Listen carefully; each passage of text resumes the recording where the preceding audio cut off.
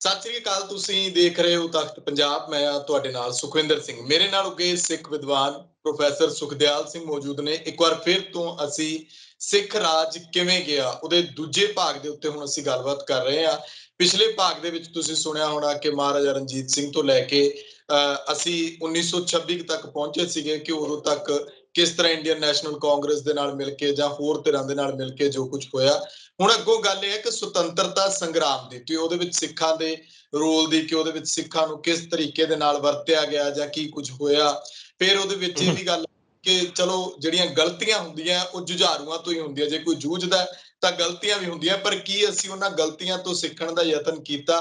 ਇਸ ਭਾਗ ਦੇ ਵਿੱਚ ਉਸ ਸਭ ਦੇ ਉੱਤੇ ਅਸੀਂ ਗੱਲਬਾਤ ਕਰਾਂਗੇ। ਇਹਦੇ ਵਿੱਚ ਫਿਰ ਖਾਲਿਸਤਾਨ ਦੀ ਮੂਵਮੈਂਟ ਦਾ ਵੀ ਜ਼ਿਕਰ ਆਏਗਾ ਜਾਂ ਹੋਰ ਵੀ ਜਿੰਨਾ ਵੀ ਸਿੱਖ ਪੰਥ ਨਾਲ ਹੁਣ ਤੱਕ 2022 ਤੱਕ ਜਿਹੜੀਆਂ ਘਟਨਾਵਾਂ ਜੁੜਦੀਆਂ ਨੇ ਉੱਥੋਂ ਤੱਕ ਅਸੀਂ ਗੱਲਬਾਤ ਸ਼ੁਰੂ ਕਰਾਂਗੇ। ਤੁਹਾਡਾ ਸਵਾਗਤ ਪ੍ਰੋਫੈਸਰ ਸਾਹਿਬ। ਧੰਨਵਾਦ ਜੀ, ਬਹੁਤ ਬਹੁਤ ਸੁਖਵਿੰਦਰ ਜੀ।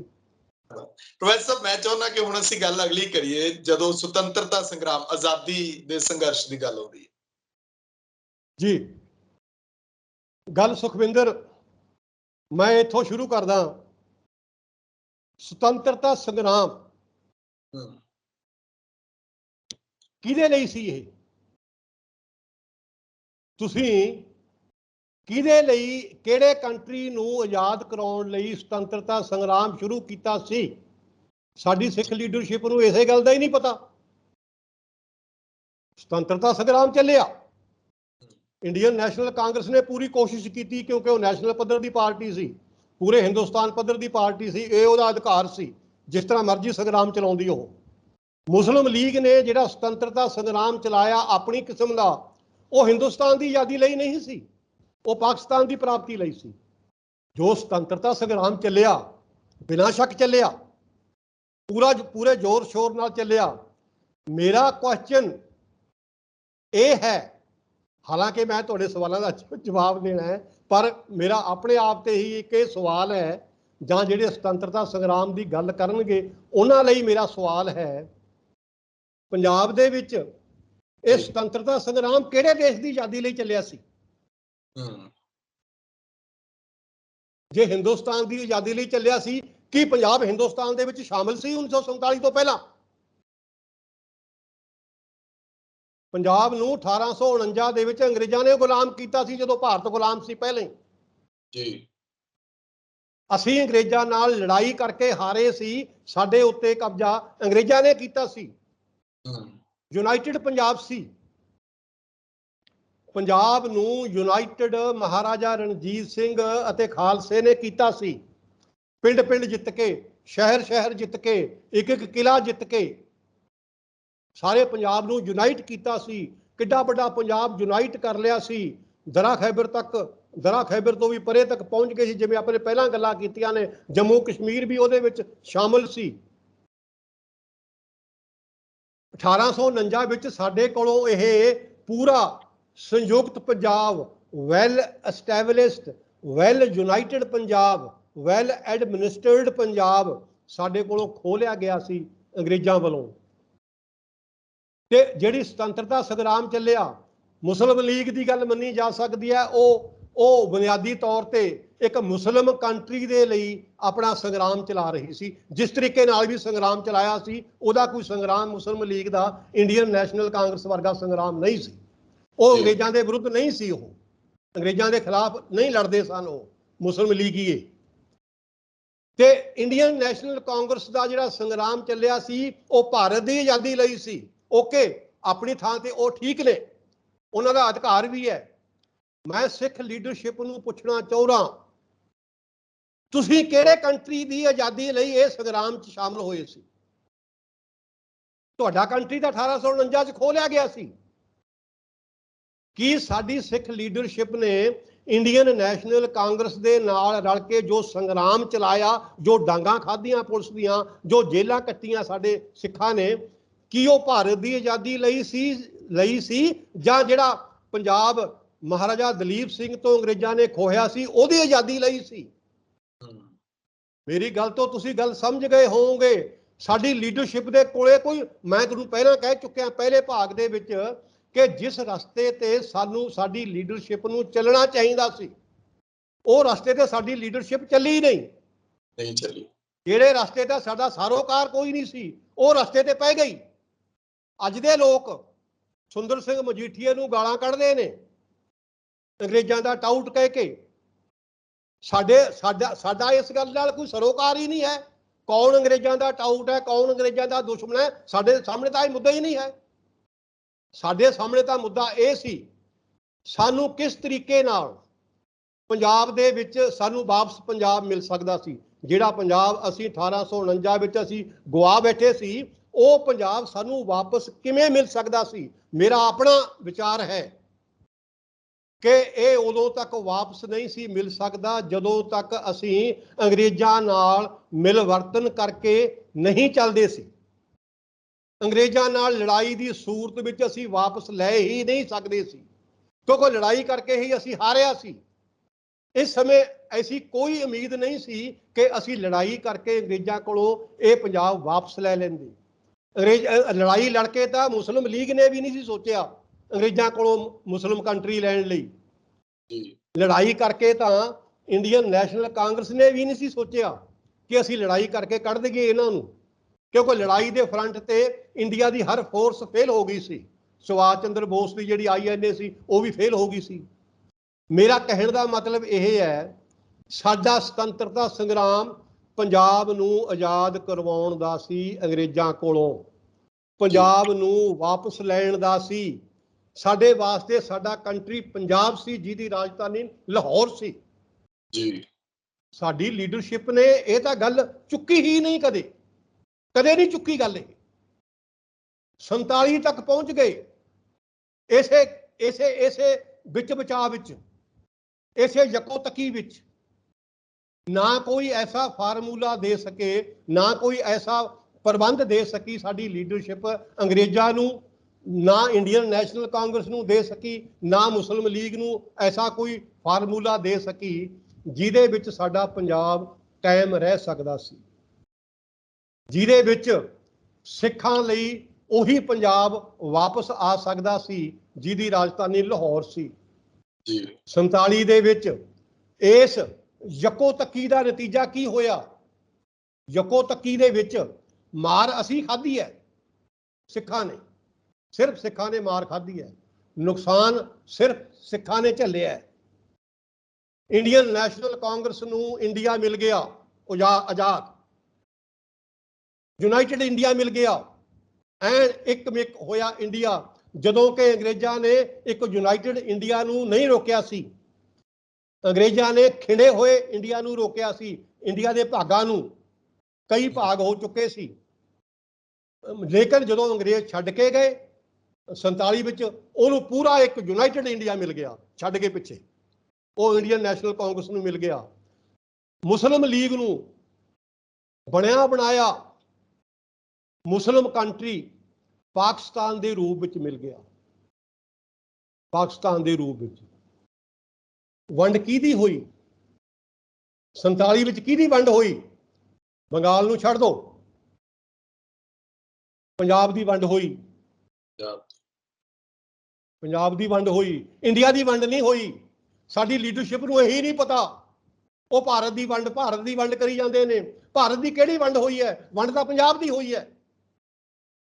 ਪੱਛਮੀ ਪੰਜਾਬ ਵੰਡ ਕੇ ਮੁਸਲਿਮ ਲੀਗ ਨੂੰ ਮਿਲ ਗਿਆ, ਪੂਰਬੀ ਪੰਜਾਬ ਵੰਡ ਰਾਹੀਂ ਇੰਡੀਅਨ ਨੈਸ਼ਨਲ ਕਾਂਗਰਸ ਨੂੰ ਜਾਂ ਭਾਰਤ ਨੂੰ ਮਿਲ ਗਿਆ। ਪੰਜਾਬ ਵੰਡਿਆ ਗਿਆ। ਅੱਜ ਪੂਰਬੀ ਪੰਜਾਬ ਦੀ ਮਾਲਕ ਭਾਰਤ ਸਰਕਾਰ ਹੈ, ਅੱਜ ਪੱਛਮੀ ਪੰਜਾਬ ਦੀ ਮਾਲਕ ਪਾਕਿਸਤਾਨ ਸਰਕਾਰ ਹੈ। ਜਦੋਂ ਇੰਟਰਨੈਸ਼ਨਲ ਪੱਧਰ ਤੇ ਪੰਜਾਬ ਦੀ ਗੱਲ ਚੱਲਦੀ ਹੈ ਤਾਂ ਭਾਰਤ ਸਰਕਾਰ ਤੇ ਪਾਕਿਸਤਾਨ ਸਰਕਾਰ ਗੱਲਾਂ ਕਰਦੇ ਨੇ। ਜਦੋਂ ਪੰਜਾਬ ਦੇ ਪਾਣੀਆਂ ਦੀ ਵੰਡ ਹੁੰਦੀ ਆ, ਭਾਵੇਂ ਪੂਰਬੀ ਪੰਜਾਬ ਦੇ ਪਾਣੀਆਂ ਦੀ ਵੰਡ ਹੋਵੇ, ਭਾਵੇਂ ਪੱਛਮੀ ਪੰਜਾਬ ਦੇ ਪਾਣੀਆਂ ਦੀ ਵੰਡ ਹੋਵੇ, ਜਿਹਦੇ ਵਿੱਚ ਸਿੰਧ ਬੇਸਿਨ ਵੀ ਆ ਜਾਂਦਾ, ਜੇਹਲਮ ਵੀ ਆ ਜਾਂਦਾ, ਉਹ ਭਾਰਤ ਤੇ ਪਾਕਿਸਤਾਨ ਸਰਕਾਰਾਂ ਗੱਲਾਂ ਕਰਦੀਆਂ ਨੇ। ਪੱਛਮੀ ਤੇ ਪੂਰਬੀ ਪਾਕਿਸਤਾਨ ਦੀਆਂ ਸਰਕਾਰਾਂ ਗੱਲਾਂ ਨਹੀਂ ਕਰਦੀਆਂ। ਸਾਡੀ ਲੀਡਰਸ਼ਿਪ ਅਜੇ ਤੱਕ ਇਹ ਸਮਝ ਹੀ ਨਹੀਂ ਸਕੀ। ਉਹ ਕਹਿ ਰਹੀ ਹੈ ਪੰਜਾਬ ਦਰਿਆ ਸਾਡੇ ਨੇ, ਦਰਿਆ ਸਾਡੇ ਨੇ, ਇਹਦੇ ਮਾਲਕ ਅਸੀਂ ਹਾਂ। ਜਿਹੜਾ ਇਲਾਕਾ ਹਿੰਦੁਸਤਾਨ ਨੂੰ 1947 ਚ ਮਿਲਿਆ, ਇਹਦੇ ਮਾਲਕ ਹਿੰਦੁਸਤਾਨ ਦੀ ਸਰਕਾਰ ਹੈ, ਭਾਰਤ ਸਰਕਾਰ ਹੈ। ਪੂਰਬੀ ਪੰਜਾਬ ਇਹਦਾ ਮਾਲਕ ਨਹੀਂ ਹੈ, ਉਹ ਤਾਂ ਇੰਡੀਆ ਦੀ ਇੱਕ ਸਟੇਟ ਹੈ, ਬਸਤੀ ਕਹਿ ਸਕਦੇ ਹੋ ਇਹਨੂੰ। ਸੋ ਵੰਡ ਪੰਜਾਬ ਦੀ ਹੋਈ ਹੈ, ਇੰਡੀਆ ਦੀ ਵੰਡ ਨਹੀਂ ਹੋਈ। ਪੰਜਾਬ ਤੋਂ ਪਰੇ ਨਾ ਰਾਜਸਥਾਨ ਨੂੰ ਕੋਈ ਔਕੜ ਦੇਖਣੀ ਪਈ ਹੈ, ਨਾ ਉੱਤਰ ਪ੍ਰਦੇਸ਼ ਨੂੰ, ਨਾ ਮੱਧ ਪ੍ਰਦੇਸ਼ ਨੂੰ, ਨਾ ਬਿਹਾਰ ਨੂੰ, ਕਿਸੇ ਨੂੰ ਕੋਈ, ਮਹਾਰਾਸ਼ਟਰ ਨੂੰ ਕੋਈ ਔਕੜ ਦੇਖਣੀ ਨਹੀਂ ਪਈ 47 ਦੇ ਵਿੱਚ। ਕਿਸੇ ਦਾ ਕੋਈ ਖੂਨ ਡੁੱਲਿਆ ਹੀ ਨਹੀਂ।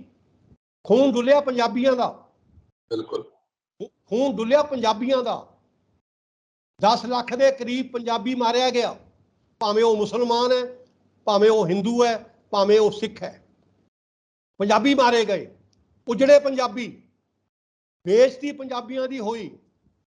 ਹੁਣ ਅਸੀਂ ਮੂਰਖ ਲੋਕ ਹਾਂ ਜਿਹੜੇ ਇਹ ਗੱਲ ਤੋਂ ਖੁਸ਼ ਹੋ ਜਾਂਦੇ ਹਾਂ ਕਿ ਅਸੀਂ ਸਾਰੇ ਪੰਜਾਬ ਚੋਂ ਮੁਸਲਮਾਨ ਕੱਢਤੇ, ਉਧਰੋਂ ਉਹ ਲੋਕ ਸਾਡੇ ਵਰਗੀ ਨੇ ਜਿਹੜੇ ਕਹਿ ਦਿੰਦੇ ਇੱਥੋਂ ਸਿੱਖ ਕੱਢਤੇ, ਸਿੱਖ ਤੇ ਹਿੰਦੂ ਸਾਰੇ ਕੱਢਤੇ।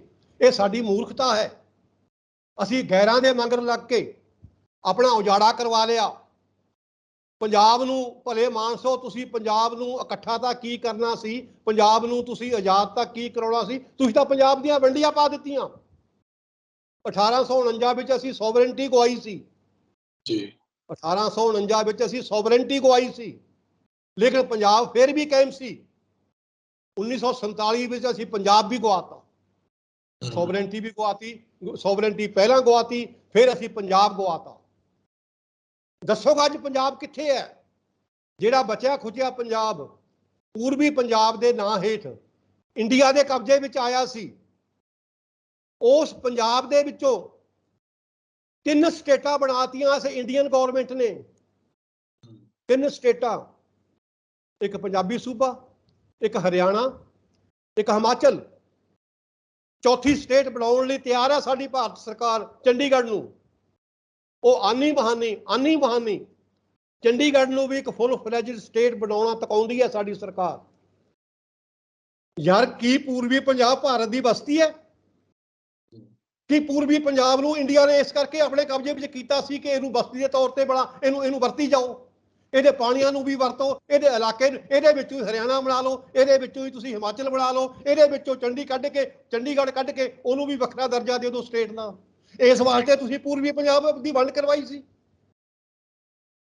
ਉਹ ਸਿੱਖ ਲੀਡਰਸ਼ਿਪ ਨੂੰ ਮੇਰੀ ਵਾਰ-ਵਾਰ ਮੈਂ ਕਹਿਣਾ ਹੈ, ਤੁਸੀਂ ਕੁਝ ਸੋਚ ਤਾਂ ਲਓ। ਤੁਸੀਂ ਕੀ ਸੋਚ ਕੇ ਇੰਡੀਆ ਦੇ ਨਾਲ ਰਲੇ ਸੀ?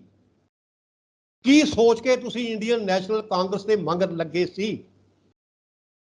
ਕੀ ਸੋਚ ਕੇ ਲੱਗੇ ਸੀ? ਤੁਹਾਡੇ ਕੋਲੇ ਵਿਜ਼ਨ ਕੀ ਸੀ? ਫਿਰ ਛਿੱਤਰ ਖਾਂਦੇ ਆਏ ਸੀ ਉਧਰੋਂ ਪੱਛਮੀ ਪੰਜਾਬ ਦੇ ਵਿੱਚੋਂ, ਇਧਰ ਪਾਬੰਦੀਆਂ ਲਾ ਦਿੱਤੀਆਂ ਕਿ ਜਿਹੜੇ ਉਧਰੋਂ ਉਜੜ ਕੇ ਆਏ ਹੋਏ ਸਿੱਖ ਰਿਫਿਊਜੀ ਨੇ, ਉਹ ਨਾ ਉਹ ਉੱਤਰ ਪ੍ਰਦੇਸ਼ 'ਚ ਵੜ ਸਕਦੇ ਨੇ, ਨਾ ਰਾਜਸਥਾਨ 'ਚ ਵੜ ਸਕਦੇ ਨੇ, ਨਾ ਉਹ ਦਿੱਲੀ 'ਚ ਵੜ ਸਕਦੇ ਨੇ। ਪਾਬੰਦੀਆਂ ਲੱਗੀਆਂ ਸੀਆਂ। ਉੱਤਰ ਪ੍ਰਦੇਸ਼ ਦੀ ਸਰਕਾਰ ਨੇ ਉੱਤਰ ਪ੍ਰਦੇਸ਼ 'ਚ ਨਹੀਂ ਵੜਨ ਦਿੱਤਾ ਸਾਡੇ ਰਿਫਿਊਜੀਆਂ ਨੂੰ। ਦਿੱਲੀ ਵਿੱਚ ਇਹ ਆਰਡਰ ਕਰ ਦਿੱਤਾ ਸੀ, ਮਹਾਤਮਾ ਗਾਂਧੀ ਨੇ ਆਰਡਰ ਕਰਵਾ ਦਿੱਤਾ ਸੀ ਕਿ ਉਧਰੋਂ ਜਿਹੜੇ ਸਿੱਖ ਦੰਗਾਕਾਰੀ ਆ ਰਹੇ ਨੇ ਉਹਨਾਂ ਨੂੰ ਦਿੱਲੀ 'ਚ ਨਾ ਵੜਨ ਦਿੱਤਾ ਜਾਵੇ। ਇੱਥੇ ਆ ਕੇ ਉਹ ਦੰਗੇ ਫਲਾਉਂਦੇ ਨੇ।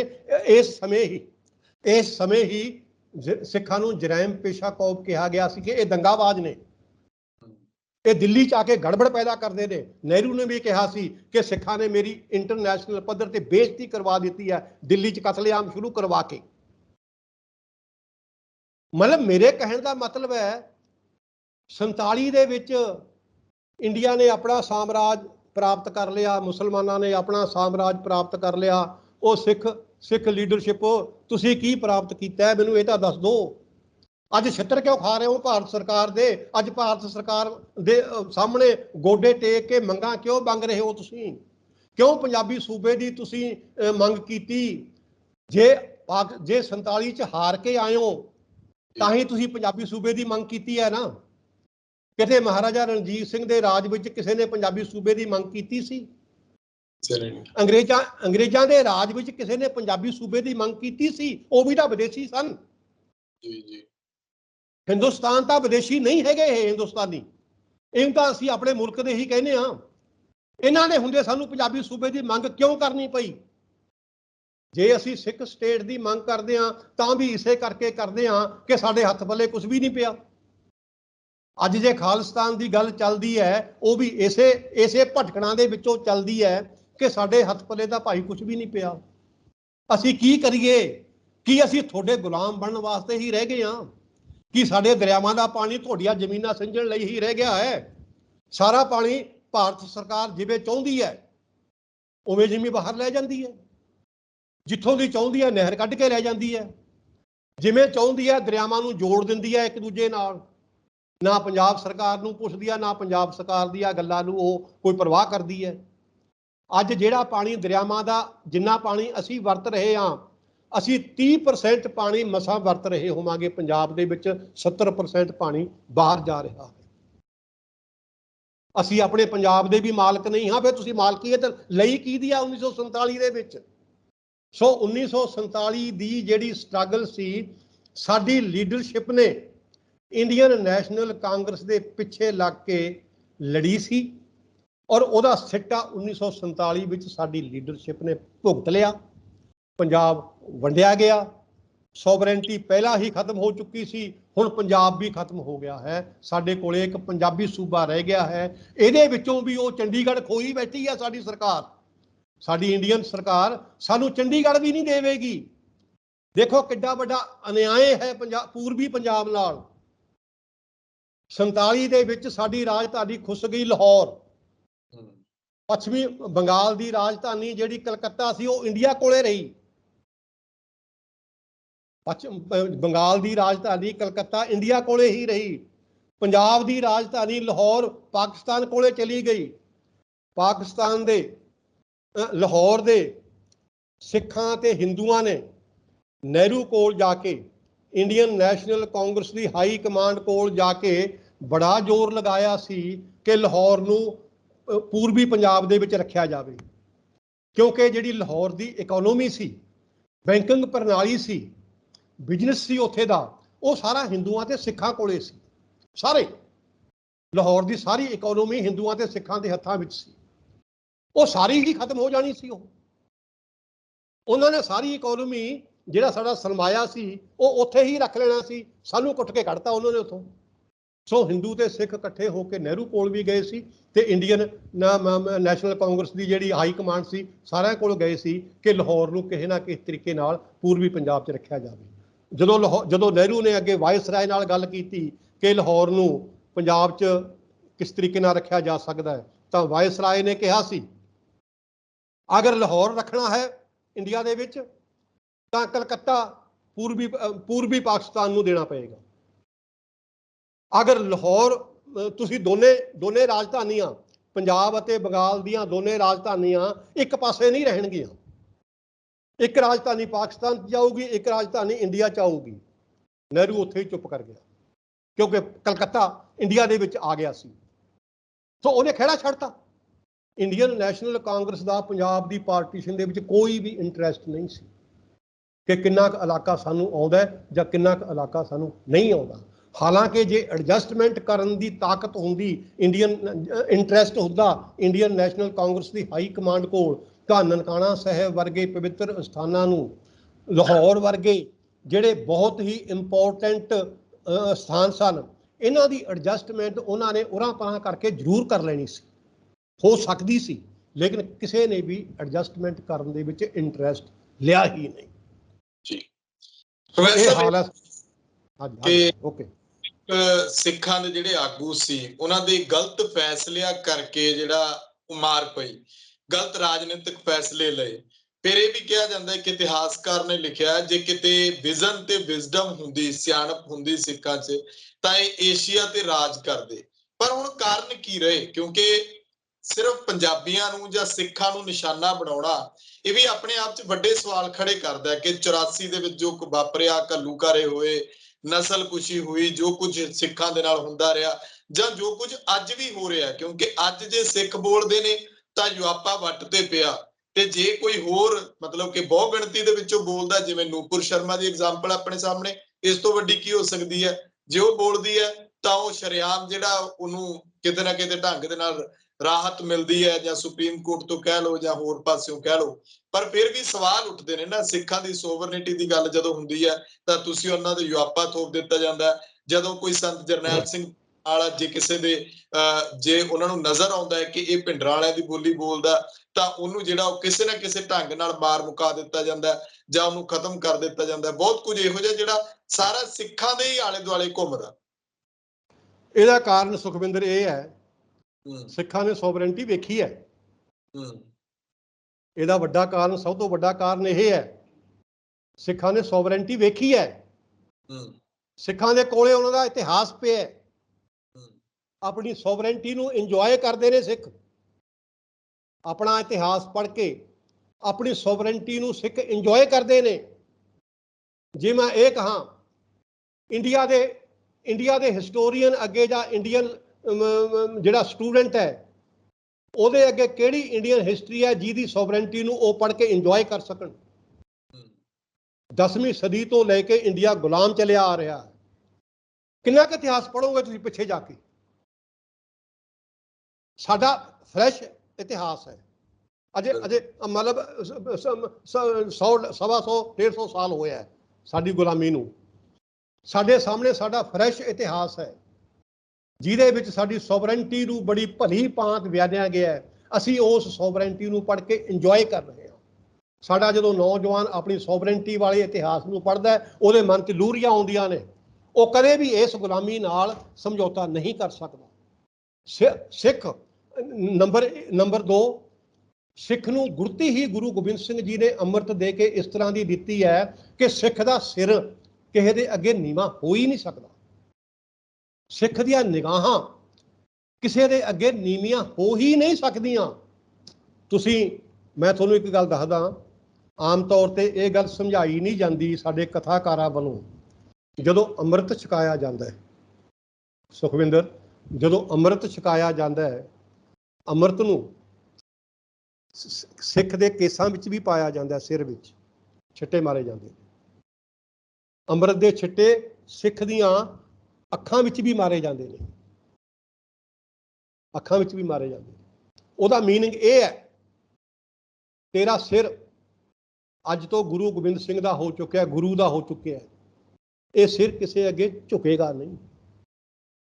ਤੇਰੀਆਂ ਨਿਗਾਹਾਂ, ਨਜ਼ਰਾਂ ਗੁਰੂ ਗੋਬਿੰਦ ਸਿੰਘ ਨਾਲ ਹੀ ਮਿਲ ਸਕਦੀਆਂ ਨੇ, ਗੁਰੂ ਗੋਬਿੰਦ ਸਿੰਘ ਦੇ ਅੱਗੇ ਹੀ ਝੁਕ ਸਕਦੀਆਂ ਨੇ, ਹੋਰ ਕਿਸੇ ਅੱਗੇ ਨਹੀਂ ਝੁਕ ਸਕਦੀਆਂ। ਇਹ ਗੁੜਤੀ ਹੈ। ਸਾਡਾ ਜਨਮ ਅੰਮ੍ਰਿਤ ਛਕਣ ਵੇਲੇ ਹੁੰਦਾ ਹੈ, ਪ੍ਰੋਪਰ ਜਨਮ। ਠੀਕ ਹੈ, ਮਾਂ ਦੇ ਪੇਟ ਤੋਂ ਜਨਮ ਲੈ ਕੇ ਜਨਮ ਵੀ ਹੁੰਦਾ ਹੈ, ਇਹ ਦੂਜਾ ਜਨਮ ਹੈ ਜਦੋਂ ਅਸੀਂ ਅੰਮ੍ਰਿਤ ਛਕ ਕੇ ਖਾਲਸਾਈ ਜੀਵਨ ਸ਼ੁਰੂ ਕਰਦੇ ਹਾਂ। ਸੋ ਭਾਈ, ਇੱਕ ਤਾਂ ਸਿੱਖ ਨੂੰ ਗੁੜਤੀ ਹੀ ਗੁਰੂ ਗੋਬਿੰਦ ਸਿੰਘ ਜੀ ਵੱਲੋਂ ਇਹ ਮਿਲੀ ਹੈ ਕਿ ਉਹਨੇ ਸਿਰ ਉੱਚਾ ਚੱਕ ਕੇ ਚੱਲਣਾ, ਉਹਨੇ ਨਿਗਾਹਾਂ ਉੱਚੀਆਂ ਚੱਕ ਕੇ ਚੱਲਣਾ, ਉਹ ਕਿਸੇ ਦੇ ਅੱਗੇ ਝੁਕੇਗਾ ਨਹੀਂ। ਉਹਦੇ ਮਨ 'ਚ ਗੁਲਾਮੀ ਆ ਹੀ ਨਹੀਂ ਸਕਦੀ, ਸਿੱਖ ਦੇ ਮਨ 'ਚ ਗੁਲਾਮੀ ਆ ਹੀ ਨਹੀਂ ਸਕਦੀ। ਦੂਜੀ ਗੱਲ, ਸਿੱਖ ਨੇ ਆਪਣੀ ਸੋਵਰੈਂਟੀ ਦੇਖੀ ਹੈ। ਅਨੇਕਾਂ ਇਤਿਹਾਸਕਾਰ ਨੇ ਵਿਦੇਸ਼ੀ ਜਿਨ੍ਹਾਂ ਨੇ ਸਿੱਖ ਰਾਜ ਬਾਰੇ ਲਿਖਿਆ ਹੈ, ਇੰਡੀਅਨ ਇਤਿਹਾਸਕਾਰ ਵੀ ਨੇ ਜਿਨ੍ਹਾਂ ਨੇ ਸਿੱਖ ਇਤਿਹਾਸ ਬਾਰੇ ਲਿਖਿਆ ਹੈ। ਹਰ ਯੂਨੀਵਰਸਿਟੀ ਵਿੱਚ ਸਿੱਖ ਇਤਿਹਾਸ ਪੜ੍ਹਾਇਆ ਜਾਂਦਾ ਹੈ। ਅਸੀਂ ਵੀ ਜਦੋਂ ਕਲਾਸਾਂ ਵਿੱਚ ਬਹਿ ਕੇ ਸਿੱਖ ਇਤਿਹਾਸ ਨੂੰ ਪੜ੍ਹਦੇ ਸੀ, ਜਦੋਂ ਟੀਚਰਾਂ ਕੋਲੋਂ ਸੁਣਦੇ ਸੀ, ਸਾਨੂੰ ਵੀ ਮਹਾਰਾਜਾ ਰਣਜੀਤ ਸਿੰਘ ਤੇ ਮਾਣ ਹੁੰਦਾ ਸੀ, ਸਾਨੂੰ ਵੀ ਖਾਲਸਾ ਫੌਜਾਂ ਦੀਆਂ ਜਿੱਤਾਂ ਤੇ ਮਾਣ ਹੁੰਦਾ ਸੀ। ਉਦੋਂ ਜਿੰਨੀ ਕੁ ਸਮਝ ਸੀ ਉਨੀ ਕੁ ਸਮਝ ਨਾਲ ਅਸੀਂ ਮਾਣ ਕਰਦੇ ਸੀ। ਸੋ ਸਿੱਖ ਦੇ ਮਨ 'ਚ ਦੋ ਗੱਲਾਂ ਬੈਠੀਆਂ ਹੋਈਆਂ ਨੇ, ਇੱਕ ਉਹਨੇ ਸੋਵਰੈਂਟੀ ਦੇਖੀ ਹੋਈ ਹੈ, ਇੱਕ ਗੁਰੂ ਗੋਬਿੰਦ ਸਿੰਘ ਦੀ ਸਿੱਖਿਆ ਉਹਨੂੰ ਇਹੀ ਹੈ ਕਿ ਤੁਸੀਂ ਗੁਲਾਮ ਨਹੀਂ ਰਹਿ ਸਕਦੇ। ਜਦੋਂ ਤੁਸੀਂ ਗੱਲ ਕਹੀ ਸੀ ਪਹਿਲੇ ਐਪੀਸੋਡ ਦੇ ਵਿੱਚ ਕਿ ਅੰਗਰੇਜ਼ ਦੇ ਮਨ ਵਿੱਚ ਇਹ ਗੱਲ ਬਹਿ ਗਈ ਸੀ ਕਿ ਜਦ ਤੱਕ ਸਿੱਖ ਦਾ ਸਿਰ ਨਹੀਂ ਦਰੜਿਆ ਜਾਂਦਾ ਉਦੋਂ ਤੱਕ ਗੁਲਾਮ ਨਹੀਂ ਹੋਣਗੇ, ਉਦੋਂ ਤੱਕ ਤੁਸੀਂ ਇਹਨਾਂ ਨੂੰ ਆਪਣੇ ਗੁਲਾਮ ਨਹੀਂ ਕਰ ਸਕੋਗੇ। ਮੈਂ ਸਮਝਦਾ ਅੰਗਰੇਜ਼ਾਂ ਦੇ ਮਨ ਵਿੱਚ ਤਾਂ ਇਹ ਗੱਲ ਆਈ ਸੀ ਜਾਂ ਨਹੀਂ ਆਈ ਸੀ, ਮੈਨੂੰ ਪਤਾ ਨਹੀਂ। ਗੱਲ ਕਹਿੰਦੇ ਲੋਕ ਜ਼ਰੂਰ ਨੇ, ਪਰ ਮੈਂ ਕਿਤੇ ਨਹੀਂ ਪੜ੍ਹੀ ਕਿ ਅੰਗਰੇਜ਼ਾਂ ਦੇ ਮਨ ਵਿੱਚ ਇਹ ਗੱਲ ਆਈ ਹੋਵੇ ਕਿ ਜਦ ਤੱਕ ਸਿੱਖਾਂ ਦਾ ਸਿਰ ਨਹੀਂ ਦਰੜਿਆ ਜਾਂਦਾ ਉਦੋਂ ਤੱਕ ਇਹ ਗੁਲਾਮੀ ਨੂੰ ਕਬੂਲ ਨਹੀਂ ਕਰਦੇ। ਪਰ ਮੈਂ ਇਹ ਜ਼ਰੂਰ ਕਹਾਂਗਾ, ਅੰਗਰੇਜ਼ ਨੇ ਜੋ ਸਿੱਖਾਂ ਕੋਲੋਂ ਕੰਮ ਲਿਆ, ਅੰਗਰੇਜ਼ ਨੇ ਫਸਟ ਵਰਲਡ ਵਾਰ ਵਿੱਚ ਵੀ, ਸੈਕੰਡ ਵਰਲਡ ਵਾਰ ਵਿੱਚ ਵੀ ਸਾਰੇ ਸੰਸਾਰ ਵਿੱਚ ਧੁੰਮਾਂ ਪਾਤੀਆਂ ਆਪਣੀ ਮਿਲਟਰੀ ਪਾਵਰ ਦੀਆਂ। ਇਸ ਮਿਲਟਰੀ ਪਾਵਰ ਦੇ ਵਿੱਚ ਸਿੱਖ ਪਾਵਰ ਸੀ ਜੀ, ਬੇਸਿਕ ਪਾਵਰ। ਬ੍ਰਿਟਿਸ਼ ਫੋਰਸਿਸ ਦੀਆਂ ਮਤਲਬ ਫੌਜਾਂ ਦੇ ਵਿੱਚ ਜਿਹੜੀ ਬੇਸਿਕ ਪਾਵਰ ਸੀ, ਸਭ ਤੋਂ ਪ੍ਰਮੁੱਖ ਪਾਵਰ ਸੀ ਉਹ ਸਿੱਖ ਫੌਜ ਦੀ ਸੀ। ਮਤਲਬ ਇੰਨਾ ਕੰਮ ਸਿੱਖਾਂ ਕੋਲੋਂ ਅੰਗਰੇਜ਼ ਨੇ ਕਿਵੇਂ ਲੈ ਲਿਆ? ਉਹ ਤਾਂ ਲਿਆ, ਉਹਨੇ ਸਿੱਖ ਦੀ ਕਦਰ ਕੀਤੀ ਸੀ। ਉਹਨੂੰ ਪਤਾ ਸੀ ਸਿੱਖ ਗੁਰੂ ਗ੍ਰੰਥ ਸਾਹਿਬ ਨੂੰ ਮੰਨਦਾ ਹੈ, ਸਿੱਖ ਗੁਰੂ ਗੋਬਿੰਦ ਸਿੰਘ ਨੂੰ ਮੰਨਦਾ ਹੈ, ਸਿੱਖ ਨੂੰ ਪੱਕਾ ਅੰਮ੍ਰਿਤਧਾਰੀ ਬਣਾਓ। ਸਿੱਖ ਬਟਾਲੀਅਨ ਦੇ ਵਿੱਚ ਹਰ ਸਮੇਂ ਗੁਰੂ ਗ੍ਰੰਥ ਸਾਹਿਬ ਦੀ ਬੀੜ ਰਹੇ। ਜਿਹੜੀ ਫੌਜ 'ਚ ਭਰਤੀ ਹੁੰਦੀ ਸੀ ਅੰਗਰੇਜ਼ਾਂ ਵੇਲੇ, ਉਸ ਸਿੱਖ ਫੌਜੀ ਨੂੰ ਸੁਖਵਿੰਦਰ ਸਿੰਘ ਅੰਮ੍ਰਿਤ ਛਕਣਾ ਜ਼ਰੂਰੀ ਹੁੰਦਾ ਸੀ। ਤੁਸੀਂ ਇਮੇਜਿਨ ਕਰੋ ਜੀ, ਅੰਗਰੇਜ਼ ਅਧਿਕਾਰੀਆਂ ਨੇ ਸਿੱਖ ਫੌਜੀ ਲਈ ਅੰਮ੍ਰਿਤ ਛਕਣਾ ਜ਼ਰੂਰੀ ਕੀਤਾ ਹੋਇਆ ਸੀ, ਕਿਉਂਕਿ ਉਹਨੂੰ ਪਤਾ ਸੀ ਸਿੱਖ ਦਾ ਜਨਮ ਹੀ ਅੰਮ੍ਰਿਤ ਛਕਣ ਨਾਲ ਹੁੰਦਾ ਹੈ। ਸਿੱਖ ਲੜਦਾ ਹੀ ਤਾਂ ਹੈ ਜਦੋਂ ਉਹ ਗੁਰੂ ਗ੍ਰੰਥ ਸਾਹਿਬ ਦੇ ਅੱਗੇ ਅਰਦਾਸ ਕਰਕੇ ਤੁਰਦਾ ਹੈ। ਇਸ ਕਰਕੇ ਹਰ ਸਿੱਖ ਬਟਾਲੀਅਨ ਦੇ ਵਿੱਚ ਗੁਰੂ ਗ੍ਰੰਥ ਸਾਹਿਬ ਦੀ ਬੀੜ ਹੁੰਦੀ ਸੀ। ਜੰਗ ਦੇ ਮੈਦਾਨ ਵਿੱਚ ਵੀ ਸਿੱਖ ਬਟਾਲੀਅਨ ਗੁਰੂ ਗ੍ਰੰਥ ਸਾਹਿਬ ਦੀ ਬੀੜ ਨੂੰ ਨਾਲ ਲੈ ਕੇ ਜਾਂਦੀ ਸੀ। ਸਿੱਖ ਮਰ ਮਿਟਦੇ ਸੀ, ਮੈਦਾਨ ਚੋਂ ਭੱਜਦੇ ਨਹੀਂ ਸਨ। ਅੰਗਰੇਜ਼ ਨੂੰ ਇਹ ਪਤਾ ਲੱਗ ਗਿਆ ਸੀ। ਹਾਂ, ਇਹ ਗੱਲ ਜਿਹੜੀ ਤੁਸੀਂ ਕਹੀ ਹੈ ਅੱਜ ਦੇ ਭਾਰਤੀ ਹਾਕਮਾਂ ਦੇ ਮਨ ਵਿੱਚ ਜ਼ਰੂਰ ਹੈ। ਅੰਗਰੇਜ਼ ਸਿੱਖ ਦੀ ਬਹਾਦਰੀ ਤੋਂ ਡਰਨੋਂ ਹਟ ਗਿਆ ਸੀ, ਕਿਉਂਕਿ ਉਹਨੇ ਸਿੱਖ ਨੂੰ ਦੋਸਤ ਬਣਾ ਲਿਆ ਸੀ ਜੀ, ਔਰ ਸਿੱਖ ਉਹਦਾ ਦੋਸਤ ਬਣ ਗਿਆ ਸੀ। ਮੈਂ ਤਾਂ ਹੀ ਕਹਿਣਾ ਕਿ ਦੋਸਤੀ ਬਣਾ ਕੇ ਅਸੀਂ 1947 ਵੇਲੇ ਅੰਗਰੇਜ਼ਾਂ ਕੋਲੋਂ ਉਹ ਕੁਝ ਲੈ ਸਕਦੇ ਸੀ ਜਿਹੜਾ ਕੁਝ ਸਾਨੂੰ ਇੰਡੀਅਨ ਨੈਸ਼ਨਲ ਕਾਂਗਰਸ ਨਾਲ ਰਲਣ ਕਰਕੇ ਨਹੀਂ ਮਿਲਿਆ। ਇਸਰਾਈਲ ਕਿੱਡੀ ਕੁ ਕੌਮ ਹੈ ਜੀ, ਇਸਰਾਈਲ ਕਿੱਡਾ ਕੁ ਕੰਟਰੀ ਹੈ। ਜਿਹੜਾ ਅੱਜ ਪੰਜਾਬੀ ਸੂਬਾ ਹੈ ਨਾ, ਪੰਜਾਬੀ ਸੂਬੇ ਤੋਂ ਅੱਧਾ ਆਕਾਰ ਹੈ ਇਸਰਾਈਲ ਦਾ। ਅੱਜ ਸਿੱਖਾਂ ਦੀ ਆਬਾਦੀ ਵੀ 2.5-3 ਕਰੋੜ ਹੈ ਸਾਰੀ ਦੁਨੀਆ ਦੇ ਵਿੱਚ। ਉਹਨਾਂ ਦੀ ਆਬਾਦੀ ਅਜੇ ਵੀ ਕਰੋੜ 1.5 ਕਰੋੜ ਤੱਕ ਨਹੀਂ ਪਹੁੰਚੀ ਯਹੂਦੀਆਂ ਦੀ। ਉਹ ਅੰਗਰੇਜ਼ਾਂ ਦੇ ਨਾਲ ਮਿਲਵਰਤਨ ਕਰਕੇ ਸੈਕੰਡ ਵਰਲਡ ਵਾਰ ਦੇ ਵਿੱਚ ਆਪਣਾ ਇੱਕ ਛੋਟਾ ਜਿਹਾ ਇਸਰਾਈਲ ਨਾਂ ਦਾ ਕੰਟਰੀ ਲਈ ਬੈਠੇ ਨੇ, ਛੋਟਾ ਜਿਹਾ। ਲੇਕਿਨ ਅੱਜ ਇਸਰਾਈਲ ਦੁਨੀਆ ਦੀਆਂ 5-7 ਵੱਡੀਆਂ ਸੁਪਰ ਪਾਵਰਾਂ ਦੇ ਵਿੱਚੋਂ ਇੱਕ ਪਾਵਰ ਬਣਿਆ ਬੈਠਾ ਇਸਰਾਈਲ। ਓਏ ਸਿੱਖੋ, ਤੁਹਾਡੇ ਕੋਲੇ ਤਾਂ ਬਹੁਤ ਕੁਝ ਸੀ ਓਏ, ਤੁਹਾਡੀ ਤਾਂ ਸਟਰੈਂਥ ਵੀ ਬਹੁਤ ਵੱਡੀ ਸੀ, ਤੁਹਾਡੇ ਕੋਲੇ ਤਾਂ ਫੌਜਾਂ ਵੀ ਸਨ, ਇਸਰਾਈਲੀਆਂ ਕੋਲੇ ਤਾਂ ਕੁਝ ਵੀ ਨਹੀਂ ਸੀ। ਤੁਸੀਂ ਸਾਰੇ ਯੂਰਪ ਦੇ ਛਾਏ ਹੋਏ ਸੀ, ਤੁਸੀਂ ਸਾਰਾ ਅੰਗਰੇਜ਼ ਤੁਹਾਡਾ ਮੁਰੀਦ ਸੀ। ਤੁਸੀਂ ਕੁਛ ਤਾਂ ਸੋਚ ਲੈਂਦੇ ਕਿ ਤੁਸੀਂ ਇੰਡੀਅਨ ਨੈਸ਼ਨਲ ਕਾਂਗਰਸ ਕੋਲੋਂ ਕੀ ਲੈਣ ਦੀ ਆਸ ਕੀਤੀ ਸੀ। ਇਹ ਤਾਂ ਖੁਦ ਮੰਗਤੇ ਸੀ, ਤੁਸੀਂ ਮੰਗਦਿਆਂ ਕੋਲੋਂ ਹੀ ਲੈਣ ਦੀਆਂ ਉਮੀਦਾਂ ਰੱਖੀਆਂ ਹੋਈਆਂ ਸੀ। ਜੇ ਮੰਗਣੀ ਸੀ ਉਹਨਾਂ ਮਾਲਕਾਂ ਕੋਲੋਂ ਮੰਗਦੇ ਜਿਹੜੇ ਸਭ ਕੁਝ ਦੇ ਸਕਦੇ ਸੀ। ਉਹਨਾਂ ਨੇ ਪਾਕਿਸਤਾਨ ਦੇ ਦਿੱਤਾ, ਇਸਰਾਈਲ ਨੂੰ, ਯਹੂਦੀਆਂ ਨੂੰ ਇਸਰਾਈਲ ਦੇ ਦਿੱਤਾ। ਜੇ ਤੁਸੀਂ ਸਿਆਣਪ ਨਾਲ ਚੱਲਦੇ 1947 ਦੇ ਵਿੱਚ ਤੁਸੀਂ ਵੀ ਪੰਜਾਬ ਨੂੰ ਵਾਪਸ ਲੈ ਸਕਦੇ ਸੀ। ਨਾ ਤੁਹਾਨੂੰ ਪੰਜਾਬੀ ਸੂਬਾ ਮੰਗਣ ਦੀ ਲੋੜ ਪੈਣੀ ਸੀ, ਨਾ ਤੁਹਾਨੂੰ ਸਿੱਖ ਸਟੇਟ ਮੰਗਣ ਦੀ ਲੋੜ ਪੈਣੀ ਸੀ, ਨਾ ਤੁਹਾਨੂੰ ਖਾਲਿਸਤਾਨ ਮੰਗਣ ਦੀ ਲੋੜ ਪੈਣੀ ਸੀ, ਨਾ ਤੁਹਾਨੂੰ 84 ਦੀਆਂ ਗੱਲਾਂ ਦੇਖਣੀਆਂ ਪੈਣੀਆਂ ਸੀ, ਨਾ ਤੁਹਾਡੇ ਕੋਲੋਂ ਚੰਡੀਗੜ੍ਹ ਖੁੱਸਣਾ ਸੀ। ਕੁਝ ਵੀ ਨਹੀਂ ਸੀ ਖੁੱਸਣਾ। ਅਸੀਂ ਮਾਲਕ ਹੋਣਾ ਸੀ ਆਪਣੇ ਕੰਟਰੀ ਦੇ। ਹੋ ਸਕਦਾ ਅਸੀਂ ਹਿੰਦੁਸਤਾਨ ਦੇ ਵੀ ਮਾਲਕ ਬਣ ਜਾਂਦੇ। ਸੋ ਇਹ ਗੱਲਾਂ ਸੁਖਵਿੰਦਰ ਤੁਸੀਂ ਕਿਹਾ ਕਿ ਇੰਡੀਆ ਦੇ ਵਿੱਚ ਕਿਉਂ ਵਾਪਰ ਰਹੀਆਂ ਨੇ, ਇਹ ਇਸ ਕਰਕੇ ਵਾਪਰ ਰਹੀਆਂ ਨੇ ਕਿ ਇੰਡੀਅਨ ਹਾਕਮਾਂ ਨੂੰ, ਇੰਡੀਅਨ ਲੋਕਾਂ ਨੂੰ ਪਤਾ ਲੱਗ ਗਿਆ ਕਿ ਸਿੱਖਾਂ ਦਾ ਸਿਰ ਦਰੜੇ ਬਗੈਰ ਸਿੱਖ ਗੁਲਾਮ ਨਹੀਂ ਰਹਿ ਸਕਦੇ।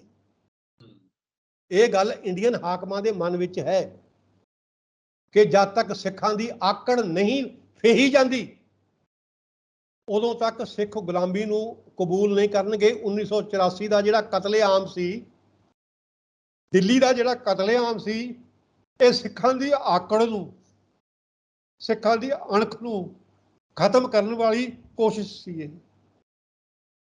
ਅੱਜ ਵੀ ਜਿਹੜਾ ਬਾਰ-ਬਾਰ ਸਿੱਖਾਂ ਨੂੰ ਅੱਤਵਾਦੀ ਕਿਹਾ ਜਾਂਦਾ ਹੈ ਜਾਂ ਬਾਰ-ਬਾਰ ਸਿੱਖਾਂ ਨੂੰ ਦਬਾਉਣ ਦੀ ਕੋਸ਼ਿਸ਼ ਕੀਤੀ ਜਾਂਦੀ ਹੈ, ਉਹਨਾਂ ਦੇ ਅਧਿਕਾਰ ਖਤਮ ਕਰਨ ਦੀ ਕੋਸ਼ਿਸ਼ ਕੀਤੀ ਜਾਂਦੀ ਹੈ। ਚੰਡੀਗੜ੍ਹ ਕਿਉਂ ਨਹੀਂ ਦੇ ਰਹੇ, ਪੰਜਾਬੀ ਸੂਬਾ ਕਿਉਂ ਨਹੀਂ ਬਣਾ ਰਹੇ ਸੀ ਇਹ?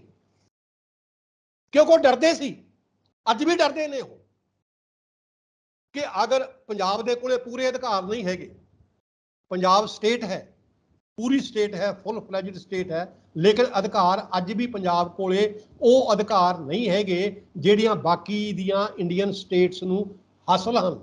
ਤੁਸੀਂ ਕਹੋਗੇ ਕਿਹੜੇ अधिकार? ਜਿਹੜੇ अधिकार ਪਹਿਲੇ ਪੰਜਾਬ ਦੇ ਕੋਲੇ ਸੀ, ਪੂਰਬੀ ਪੰਜਾਬ ਕੋਲੇ, ਉਹਨਾਂ ਅਧਿਕਾਰਾਂ ਦੇ ਵਿੱਚੋਂ ਕਾਫੀ ਅਧਿਕਾਰ 1966 ਦੇ ਵਿੱਚ ਪੰਜਾਬੀ ਸੂਬਾ ਬਣਾਉਣ ਵੇਲੇ ਖੋਹ ਲਏ ਨੇ, ਕਾਫੀ ਅਧਿਕਾਰ ਖੋਹ ਲਏ ਨੇ। ਇੱਕ ਧਾਰਾ 78 ਹੈ ਜਿਹੜੀ ਇੰਡੀਆ ਨੇ, ਸੈਂਟਰ ਗਵਰਨਮੈਂਟ ਨੇ ਆਪਣੇ ਕੋਲੇ ਰੱਖ ਲਈ ਹੈ। ਉਸ 78 ਧਾਰਾ ਦੇ ਅਨੁਸਾਰ ਜਿਹੜਾ ਡਿਸਪਿਊਟ ਦਾ ਫੈਸਲਾ ਕਰਨ ਦਾ ਅਧਿਕਾਰ ਹੈ ਉਹ ਇੰਡੀਅਨ ਗਵਰਨਮੈਂਟ ਕੋਲੇ ਹੈ। ਇੰਡੀਅਨ ਗਵਰਨਮੈਂਟ ਜਿਵੇਂ ਚਾਹੇ ਉਹਦਾ ਫੈਸਲਾ, ਜਿਹੜਾ ਇੰਟਰ ਸਟੇਟ ਡਿਸਪਿਊਟ ਹੈ ਪੰਜਾਬ ਦਾ ਕਿਸੇ ਨਾਲ, ਚੰਡੀਗੜ੍ਹ ਕਿਉਂ ਨਹੀਂ ਦੇ ਰਹੀ ਪੰਜਾਬ ਨੂੰ? ਕਿਉਂਕਿ ਜਿਹੜਾ ਪੰਜਾਬ ਦਾ ਹਿੰਦੂ ਹੈ ਉਹ ਨਹੀਂ ਚਾਹੁੰਦਾ ਕਿ ਪੰਜਾਬ ਦੇ ਵਿੱਚ ਵੱਧ ਤੋਂ ਵੱਧ ਹਿੰਦੂ ਆਉਣ। ਜਦੋਂ ਪੰਜਾਬੀ ਸੂਬਾ ਬਣਿਆ ਸੀ, ਤੁਸੀਂ ਥੋੜਾ ਜਿਹਾ ਪੰਜਾਬੀ ਸੂਬੇ ਦੀ ਮੂਵਮੈਂਟ ਨੂੰ ਪੜ੍ਹ ਕੇ ਦੇਖਿਓ। ਮੈਂ ਤੁਹਾਨੂੰ ਪਹਿਲਾਂ ਕਿਹਾ ਸੀ ਕਿ ਮੈਂ ਅੱਜ ਕੱਲ੍ਹ ਸ਼੍ਰੋਮਣੀ ਅਕਾਲੀ ਦਲ ਦਾ ਇਤਿਹਾਸ ਲਿਖਣ ਲੱਗਿਆ ਹੋਇਆ। ਮੈਂ ਪੰਜਾਬੀ ਸੂਬੇ ਦੀ ਮੂਵਮੈਂਟ ਬਾਰੇ ਲਿਖ ਰਿਹਾ। ਪੰਜਾਬੀ ਸੂਬੇ ਦੀ ਮੂਵਮੈਂਟ ਜਦੋਂ ਚੱਲ ਰਹੀ ਸੀ, ਅਕਾਲੀਆਂ ਦੀ ਮੰਗ ਸਿਰਫ ਇੰਨੀ ਕੁ ਸੀ, ਮਤਲਬ ਉਹ ਲੀਡਰਸ਼ਿਪ ਜਿਹੜੀ 47 ਵੇਲੇ ਬਿਲਕੁਲ ਹਾਰ ਕੇ ਬੇਬਸ ਹੋ ਕੇ ਇੰਡੀਆ 'ਚ ਆ ਗਈ ਸੀ, ਉਸ ਲੀਡਰਸ਼ਿਪ ਦੀ ਇੰਨੀ ਕੁ ਮੰਗ ਸੀ ਕਿ ਆਜ਼ਾਦ ਭਾਰਤ ਦੇ ਵਿੱਚ ਇੱਕ ਐਸਾ ਪੰਜਾਬੀ ਸੂਬਾ ਤਾਂ ਬਣਾ ਦਿਓ ਜਿਹਦੀ ਬੋਲੀ ਪੰਜਾਬੀ ਹੋਵੇ, ਜਿਹਦੀ ਬੋਲੀ ਪੰਜਾਬੀ ਹੋਵੇ। ਕਿਉਂਕਿ ਉਹ ਸੋਚਦੇ ਸੀ ਜੇ ਪੰਜਾਬੀ ਬੋਲੀ ਦੇ ਆਧਾਰ ਤੇ ਸੂਬਾ ਬਣਿਆ, ਸਿੱਖਾਂ ਦੀ ਗਿਣਤੀ ਕੁਛ ਨਾ ਕੁਛ ਵੱਧ ਜਾਏਗੀ। ਪਰ ਨਹਿਰੂ ਨੇ ਇਹ ਰੱਟ ਲਾ ਰੱਖੀ ਸੀ ਕਿ ਭਾਰਤ ਦੀ ਧਰਤੀ ਤੇ ਪੰਜਾਬੀ ਸੂਬਾ ਨਹੀਂ ਬਣੇਗਾ, ਹੋਰ ਕੁਝ ਵੀ ਬਣ ਸਕਦਾ ਹੈ। ਕਿਉਂ? ਪੰਜਾਬ ਦੇ ਵਿੱਚ ਜਿਹੜਾ 65% ਹਿੰਦੂ ਸੀ, ਮੈਂ ਕਦੇ ਹਿੰਦੂ ਦੇ ਸਿੱਖ ਦੇ ਤੌਰ ਤੇ ਗੱਲ ਨਹੀਂ ਕਰਨੀ ਚਾਹੁੰਦਾ ਹੁੰਦਾ ਕਦੇ ਵੀ, ਲੇਕਿਨ 1947 ਦੇ ਪਿੱਛੋਂ ਜੋ ਆਜ਼ਾਦੀ ਆਈ ਹੈ ਭਾਰਤ ਦੇ ਵਿੱਚ, ਇਸ ਆਜ਼ਾਦੀ ਨੇ ਪੰਜਾਬੀ ਹਿੰਦੂ ਨੂੰ ਇਤਨਾ ਹੰਕਾਰ ਵਿੱਚ ਲੈ ਆਂਦਾ ਸੀ ਕਿ ਉਹ ਸਿੱਖਾਂ ਦੀ ਮੰਗ ਦਾ ਪੰਜਾਬੀ ਸੂਬਾ ਰੋਕਣ ਲਈ ਪੰਜਾਬੀ ਬੋਲੀ ਤੋਂ ਹੀ ਇਨਕਾਰੀ ਹੋ ਗਿਆ ਸੀ। ਪਹਿਲਾਂ ਉਹਨੇ 1951 ਦੀ ਮਰਦਮਸ਼ੁਮਾਰੀ ਦੇ ਵਿੱਚ ਰੱਜ ਕੇ ਝੂਠ ਬੋਲਿਆ, ਸਾਡੀ ਮਾਂ ਬੋਲੀ ਪੰਜਾਬੀ ਨਹੀਂ ਹੈ। ਫਿਰ 1961 ਦੀ ਮਰਦਮਸ਼ੁਮਾਰੀ ਵੇਲੇ ਤਾਂ ਜਿਹੜੀਆਂ ਹਿੰਦੂ ਜਥੇਬੰਦੀਆਂ ਸਨ, ਇਹ ਗਰੁੱਪ ਬਣਾ ਕੇ ਫਿਰਦੀਆਂ ਸਨ। ਜਦੋਂ ਮਰਦਮਸ਼ੁਮਾਰੀ ਵਾਲੇ ਮਰਦਮਸ਼ੁਮਾਰੀ ਕਰਨ ਜਾਂਦੇ ਸਨ, ਮੂਹਰੇ ਉਹ ਜਾਂਦੀਆਂ ਸਨ, ਹਰੇਕ ਹਿੰਦੂ ਨੂੰ ਕਹਿੰਦੀਆਂ ਸਨ ਆਪਦੀ ਬੋਲੀ ਹਿੰਦੀ ਲਿਖਾਓ, ਆਪਦੀ ਬੋਲੀ ਹਿੰਦੀ ਲਿਖਾਓ। 1961 ਦੇ ਵਿੱਚ ਇੱਕ ਬਹੁਤ ਵੱਡੀ ਗਿਣਤੀ ਹਿੰਦੂਆਂ ਦੀ ਨੇ ਆਪਣੀ ਮਾਂ ਬੋਲੀ ਹਿੰਦੀ ਲਿਖਾਈ ਤਾਂ ਕਿ ਪੰਜਾਬੀ ਸੂਬਾ ਨਾ ਬਣੇ। ਫਿਰ ਮੇਰਾ ਮੈਂ ਕਦੇ ਵੀ ਜਦੋਂ ਮੈਂ ਪੋਲੀਟਿਕਸ ਦੀ ਗੱਲ ਕਰਦਾ, ਪੰਜਾਬ ਦੀ ਗੱਲ ਕਰਦਾ, ਪੰਜਾਬ ਦੇ ਵਿੱਚ ਹਿੰਦੂ ਸਿੱਖ ਤੇ ਮੁਸਲਮਾਨ ਸਾਰੇ ਆਉਂਦੇ ਨੇ, ਮੈਂ ਕਦੇ ਹਿੰਦੂ ਸਿੱਖ ਦੀ ਗੱਲ ਨਹੀਂ ਕਰਨੀ ਚਾਹੁੰਦਾ ਜਾਂ ਹਿੰਦੂ ਸਿੱਖ ਮੁਸਲਮਾਨ ਦੀ ਗੱਲ ਨਹੀਂ ਕਰਨੀ ਚਾਹੁੰਦਾ। ਲੇਕਿਨ ਜੋ ਰੋਲ ਇੰਡੀਅਨ ਗੌਰਮੈਂਟ ਦੀ ਸ਼ਹਿ ਤੇ ਪੰਜਾਬੀ ਹਿੰਦੂ ਨੇ 1947 ਤੋਂ ਬਾਅਦ ਪੰਜਾਬ ਦੇ ਵਿੱਚ ਅਦਾ ਕੀਤਾ ਹੈ, ਇਹਨੇ ਸਿਰਫ ਸਿੱਖਾਂ ਨੂੰ ਠਿੱਠ ਕਰਨ ਲਈ, ਤਾਂ ਕਿ ਸਿੱਖ ਕਿਤੇ ਪੰਜਾਬੀ ਬੋਲੀ ਵਾਲਾ ਸੂਬਾ ਨਾ ਬਣਾ ਲੈਣ, ਉਹਨੇ ਪੰਜਾਬੀ ਬੋਲੀ ਤੋਂ ਵੀ ਇਨਕਾਰ ਕੀਤਾ ਹੈ। ਫਿਰ ਸਾਡੇ ਕੋਲੋਂ ਉਹ ਉਮੀਦ ਕਰਦੇ ਨੇ ਕਿ ਇਹ ਭਾਰਤੀ ਰਾਸ਼ਟਰਵਾਦੀ ਬਣਨ। ਪੰਜਾਬੀ ਬੋਲੀ ਤੋਂ ਇਨਕਾਰ ਕਰਕੇ, ਪੰਜਾਬੀ ਸੂਬੇ ਤੋਂ ਇਨਕਾਰ ਕਰਕੇ ਸਾਡੇ ਕੋਲੋਂ ਇਹ ਆਸ ਰੱਖਦੇ ਨੇ ਕਿ ਇਹ ਭਾਰਤੀ ਰਾਸ਼ਟਰਵਾਦੀ ਬਣਨ, ਭਾਰਤੀ ਰਾਸ਼ਟਰ ਦੀ ਜੈ ਕਹਿਣ, ਭਾਰਤ ਮਾਤਾ ਦੀ ਜੈ ਕਹਿਣ। ਉਹ ਭਲੇ ਮਾਨਸੋ, ਤੁਸੀਂ ਆਪ ਤਾਂ ਪੰਜਾਬੀ ਬੋਲੀ ਤੋਂ ਇਨਕਾਰੀ ਹੋ ਜਾਂਦੇ ਹੋ ਔਰ ਸਾਡੇ ਕੋਲੋਂ ਤੁਸੀਂ ਉਮੀਦ ਕਰਦੇ ਹੋ ਕਿ ਅਸੀਂ ਭਾਰਤ ਮਾਤਾ ਦੀ ਜੈ ਬੋਲੀਏ। ਇਹਨਾਂ ਦਾ ਇਹੋ ਜਿਹਾ ਕਿਰਦਾਰ ਹੈ। ਜਦੋਂ ਪੰਜਾਬੀ ਸੂਬਾ ਬਣਿਆ 1966 ਦੇ ਵਿੱਚ ਪ੍ਰਧਾਨ ਮੰਤਰੀ ਇੰਦਰਾ ਗਾਂਧੀ ਉਦੋਂ ਪ੍ਰਧਾਨ ਮੰਤਰੀ ਸੀ, ਗੁਲਜ਼ਾਰੀ ਲਾਲ ਨੰਦਾ ਗ੍ਰਹਿ ਮੰਤਰੀ ਸੀ ਭਾਰਤ ਦਾ। ਉਹਨਾਂ ਦੀ ਕੋਸ਼ਿਸ਼ ਸੀ, ਪੂਰੀ ਕੋਸ਼ਿਸ਼, ਹਦਾਇਤਾਂ ਵੀ ਸਨ ਕਿ ਪੰਜਾਬੀ ਸੂਬੇ ਨੂੰ ਇੰਨੀ ਬੁਰੀ ਤਰ੍ਹਾਂ ਛਾਂਗ ਦਿਓ, ਇੰਨੀ ਬੁਰੀ ਤਰ੍ਹਾਂ ਛਾਂਗ ਦਿਓ ਕਿ ਇਹ ਛੋਟਾ ਜਿਹਾ ਰਹਿ ਜੇ। ਇੰਨੀ ਬੁਰੀ ਤਰ੍ਹਾਂ ਛਾਂਗਿਆ ਇੰਡੀਅਨ ਗਵਰਨਮੈਂਟ ਨੇ ਕਿ ਇੱਕ ਪਾਸੇ ਪੂਰੇ ਦਾ ਪੂਰਾ ਹਰਿਆਣਾ ਪ੍ਰਾਂਤ ਕੱਢ ਦਿੱਤਾ, ਪੂਰੇ ਦਾ ਪੂਰਾ ਪ੍ਰਾਂਤ। ਹਾਲਾਂਕਿ ਜਿਹਦੀ ਲੋੜ ਨਹੀਂ ਸੀ, ਨਾ ਹੀ ਉਹਦੀ ਮੰਗ ਕੀਤੀ ਸੀ ਕਿਸੇ ਨੇ। ਦੂਜੇ ਪਾਸੇ ਪੂਰੇ ਦਾ ਪੂਰਾ ਪ੍ਰਾਂਤ ਹਿਮਾਚਲ ਪ੍ਰਦੇਸ਼ ਦੇ ਵਿੱਚ ਖੜਾ ਕਰ ਦਿੱਤਾ, ਪੂਰੇ ਦਾ ਪੂਰਾ। ਦੋ ਵੱਡੇ ਸੂਬੇ ਪੰਜਾਬ ਦੇ ਵਿੱਚੋਂ ਕੱਢ ਕੇ ਜਿਹੜਾ ਬਾਕੀ ਇੱਕ ਟੁਕੜਾ ਬਚਿਆ ਸੀ ਪੰਜਾਬੀ ਬੋਲੀ ਬੋਲਣ ਵਾਲਾ, ਜਿੱਥੇ ਸਿੱਖਾਂ ਦੀ ਬਹੁਤ ਗਿਣਤੀ ਸੀ, ਹਿੰਦੂਆਂ ਦੀ ਬਾਹਲੀ ਗਿਣਤੀ ਨਹੀਂ ਸੀ, ਉਹ ਪੰਜਾਬੀ ਸੂਬਾ ਬਣਾਤਾ। ਉਹਦੇ ਵਿੱਚੋਂ ਵੀ ਭਾਰਤ ਦੀ ਪ੍ਰਧਾਨ ਮੰਤਰੀ ਨੇ ਚੰਡੀਗੜ੍ਹ ਦੇ ਹਿੰਦੂਆਂ ਨੂੰ ਖੁਸ਼ ਕਰਨ ਲਈ ਚੰਡੀਗੜ੍ਹ ਨੂੰ ਬਾਹਰ ਕੱਢ ਕੇ ਯੂਨੀਅਨ ਟੈਰੀਟਰੀ ਬਣਾ ਦਿੱਤਾ। ਉਦੋਂ ਕਿਹਾ ਗਿਆ ਇਹ ਸੀ ਕਿ ਇਹ 10 ਸਾਲਾਂ ਲਈ ਪ੍ਰਬੰਧ ਕੀਤਾ ਗਿਆ। ਇਹ ਆਰਜੀ ਪ੍ਰਬੰਧ ਹੈ ਜਿਹੜਾ ਚੰਡੀਗੜ੍ਹ ਨੂੰ ਯੂਨੀਅਨ ਟੈਰੀਟਰੀ ਬਣਾ ਕੇ ਰੱਖਿਆ ਹੋਇਆ ਹੈ। 10 ਸਾਲਾਂ ਦੇ ਬਾਅਦ ਇਹਦਾ ਪੱਕਾ ਪ੍ਰਬੰਧ ਕਰ ਦਿੱਤਾ ਜਾਏਗਾ। ਹੁਣ ਤੁਸੀਂ ਸੋਚ ਲਓ 1966 ਤੋਂ ਪਿੱਛੋਂ ਕਿੰਨੇ ਸਾਲ ਹੋ ਗਏ। ਇੱਕ ਪੂਰੀ ਪੀੜ੍ਹੀ, ਮਤਲਬ ਜਵਾਨ ਹੋ ਕੇ ਵੀ ਪੂਰੀ ਹੋਣ ਵਾਲੀ ਹੋ ਗਈ ਕਿ ਅਜੇ ਤੱਕ ਚੰਡੀਗੜ੍ਹ ਨੂੰ ਪੰਜਾਬ ਨੂੰ ਨਹੀਂ ਦਿੱਤਾ ਗਿਆ। ਹਾਲਾਂਕਿ ਦਿਨ ਬ ਦਿਨ ਅੱਜ ਕੱਲ੍ਹ ਕੋਸ਼ਿਸ਼ਾਂ ਇਹ ਹੋ ਰਹੀਆਂ ਨੇ ਕਿ ਜੇ ਹੋ ਸਕੇ, ਕਿਉਂਕਿ ਚੰਡੀਗੜ੍ਹ ਦੇ ਹਿੰਦੂ ਇਹ ਜ਼ੋਰ ਪਾਉਂਦੇ ਨੇ ਇੰਡੀਅਨ ਗੌਰਮੈਂਟ ਤੇ ਕਿ ਚੰਡੀਗੜ੍ਹ ਨੂੰ ਤੁਸੀਂ ਦਿੱਲੀ ਵਾਂਗੂ ਇੱਕ ਪੂਰੀ ਸਟੇਟ ਬਣਾਓ, ਪੂਰੀ ਸਟੇਟ ਬਣਾ ਦਿਓ। ਦੇਖੋ ਪੰਜਾਬੀ ਸੂਬਾ ਤਾਂ ਇੰਡੀਅਨ ਗੌਰਮੈਂਟ ਨੇ 18 ਸਾਲਾਂ ਤੱਕ ਨਹੀਂ ਬਣਾਇਆ। ਅਕਾਲੀਆਂ ਨੂੰ ਕੁੱਟਿਆ ਗਿਆ, ਜੇਲ੍ਹਾਂ 'ਚ ਬੰਦ ਕੀਤਾ ਗਿਆ। ਚੰਡੀਗੜ੍ਹ ਨੂੰ ਬਿਨਾਂ ਕਿਸੇ ਦੇ ਮੰਗੇ ਯੂਨੀਅਨ ਟੈਰੀਟਰੀ ਬਣਾ ਦਿੱਤਾ ਗਿਆ। ਉੱਥੋਂ ਦੇ ਲੋਕਾਂ ਨੂੰ ਖੁਸ਼ ਕਰਨ ਲਈ ਹੁਣ ਪੂਰਾ ਸੂਬਾ ਬਣਾਉਣ ਦੀ ਕੋਸ਼ਿਸ਼ ਕੀਤੀ ਜਾ ਰਹੀ ਹੈ। ਉਹਦੇ ਵਿੱਚ ਇੱਕ ਪੰਜਾਬ ਯੂਨੀਵਰਸਿਟੀ ਚੰਡੀਗੜ੍ਹ ਹੈ। ਪੰਜਾਬ ਯੂਨੀਵਰਸਿਟੀ ਨੂੰ ਆਨੀ ਬਹਾਨੀ ਕਿਉਂਕਿ ਪੰਜਾਬ ਦੀ ਲੀਡਰਸ਼ਿਪ ਕਮਜ਼ੋਰ ਹੈ, ਹਮੇਸ਼ਾ ਹੀ ਕਮਜ਼ੋਰ ਰਹੀ ਹੈ, ਅੱਜ ਵੀ ਕਮਜ਼ੋਰ ਹੈ। ਅਕਾਲੀਆਂ ਵੇਲੇ ਵੀ ਕੋਈ ਤਕੜੀ ਨਹੀਂ ਸੀ। ਉਹ ਤੁਸੀਂ ਕਿਤੇ ਕੋਈ ਇਹ ਕਹੇ ਵੀ ਅੱਜ ਹੀ ਕਮਜ਼ੋਰ ਹੈ, ਅਕਾਲੀ ਕਿਹੜਾ ਤਕੜੇ ਸਨ? ਅਕਾਲੀ ਵੀ ਇਹਨਾਂ ਵਰਗੇ ਹੀ ਸਨ। ਇਹ ਅਕਾਲੀਆਂ ਦੇ ਹੀ ਵਾਰਸ ਨੇ।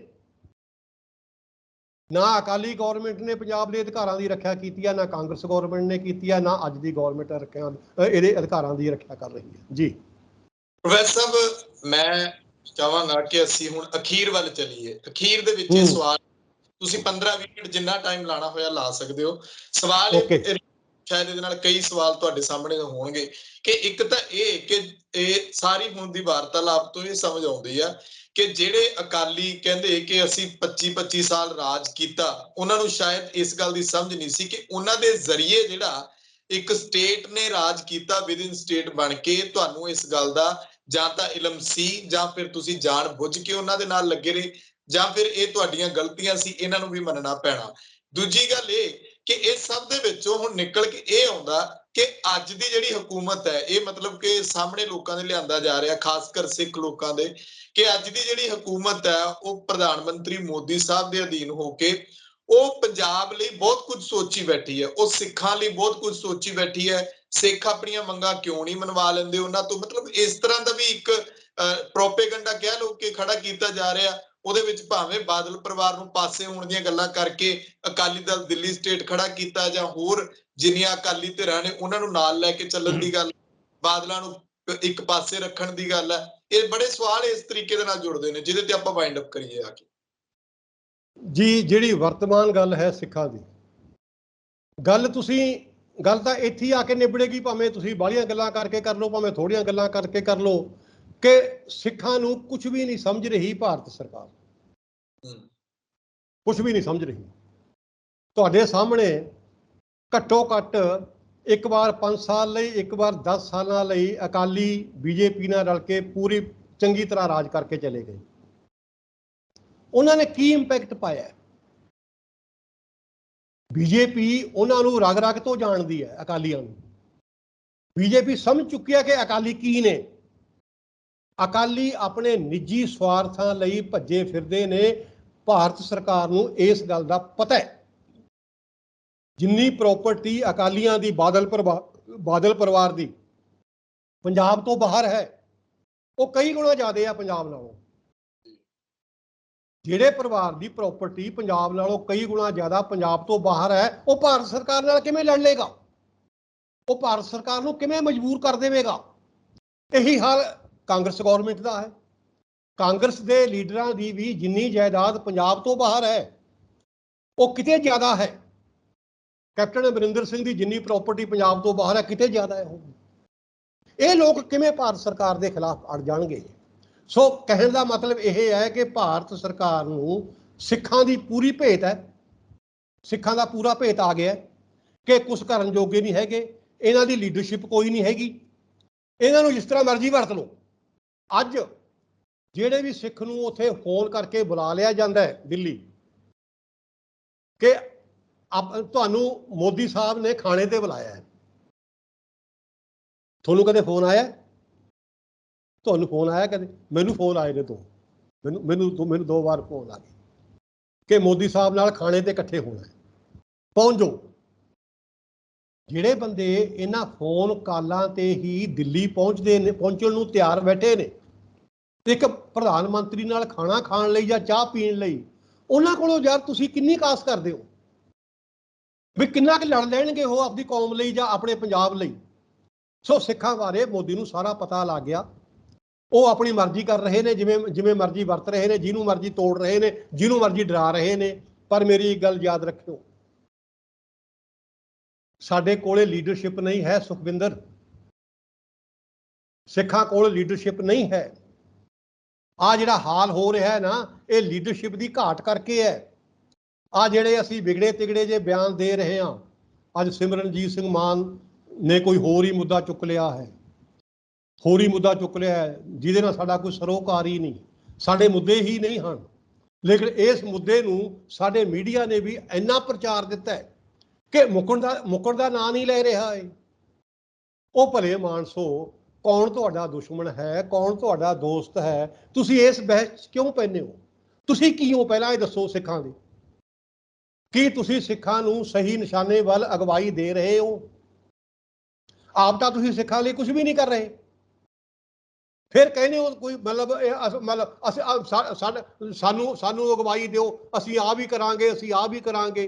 ਅਕਾਲੀ ਵੀ ਇਹੀ ਕਹਿ ਰਹੇ ਨੇ। ਸੁਖਬੀਰ ਅੱਜ 30 ਦਿਨ ਦਿੱਲੀ ਨੂੰ ਤੁਰ ਪੈਂਦਾ ਧਰਨਾ ਦੇਣ ਸੁਖਬੀਰ ਬਾਦਲ, ਜਦ ਤੁਹਾਡੇ ਕੋਲੇ ਪਾਵਰ ਸੀ। ਨਾ ਤੁਹਾਨੂੰ ਉਦੋਂ ਧਰਨੇ ਦੇਣ ਦੀ ਲੋੜ ਸੀ, ਨਾ ਕਿਸੇ ਪਾਸੇ ਜਾਣ ਦੀ ਲੋੜ ਸੀ। ਸਿੱਧਾ ਤੁਸੀਂ ਅੜਦੇ ਕਿ ਸਾਡੇ ਬੰਦੀ ਸਿੰਘਾਂ ਨੂੰ ਰਿਹਾ ਕਰੋ। ਉਦੋਂ ਤੁਸੀਂ ਕੋਈ ਗੱਲ ਨਹੀਂ ਕੀਤੀ, ਉਦੋਂ ਤੁਸੀਂ ਚੰਡੀਗੜ੍ਹ ਦੀ ਵੀ ਗੱਲ ਨਹੀਂ ਕੀਤੀ, ਪੰਜਾਬ ਦੇ ਪਾਣੀਆਂ ਦੀ ਵੀ ਗੱਲ ਨਹੀਂ ਕੀਤੀ। ਸੋ ਸੁਖਵਿੰਦਰ ਸਿੰਘ, ਜਦ ਤੱਕ ਸਿੱਖਾਂ ਦੀ ਲੀਡਰਸ਼ਿਪ ਐਸਟੈਬਲਿਸ਼ ਨਹੀਂ ਹੁੰਦੀ, ਉਦੋਂ ਤੱਕ ਸਿੱਖਾਂ ਦਾ ਇਹੀ ਹਾਲ ਰਹੂਗਾ।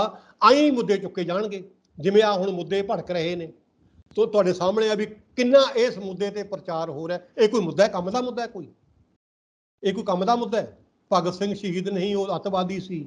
ਕੌਣ ਸ਼ਹੀਦ ਹੈ, ਕੌਣ? ਤੁਸੀਂ ਇਹਦੇ ਤੋਂ ਕੀ ਲੈਣਾ?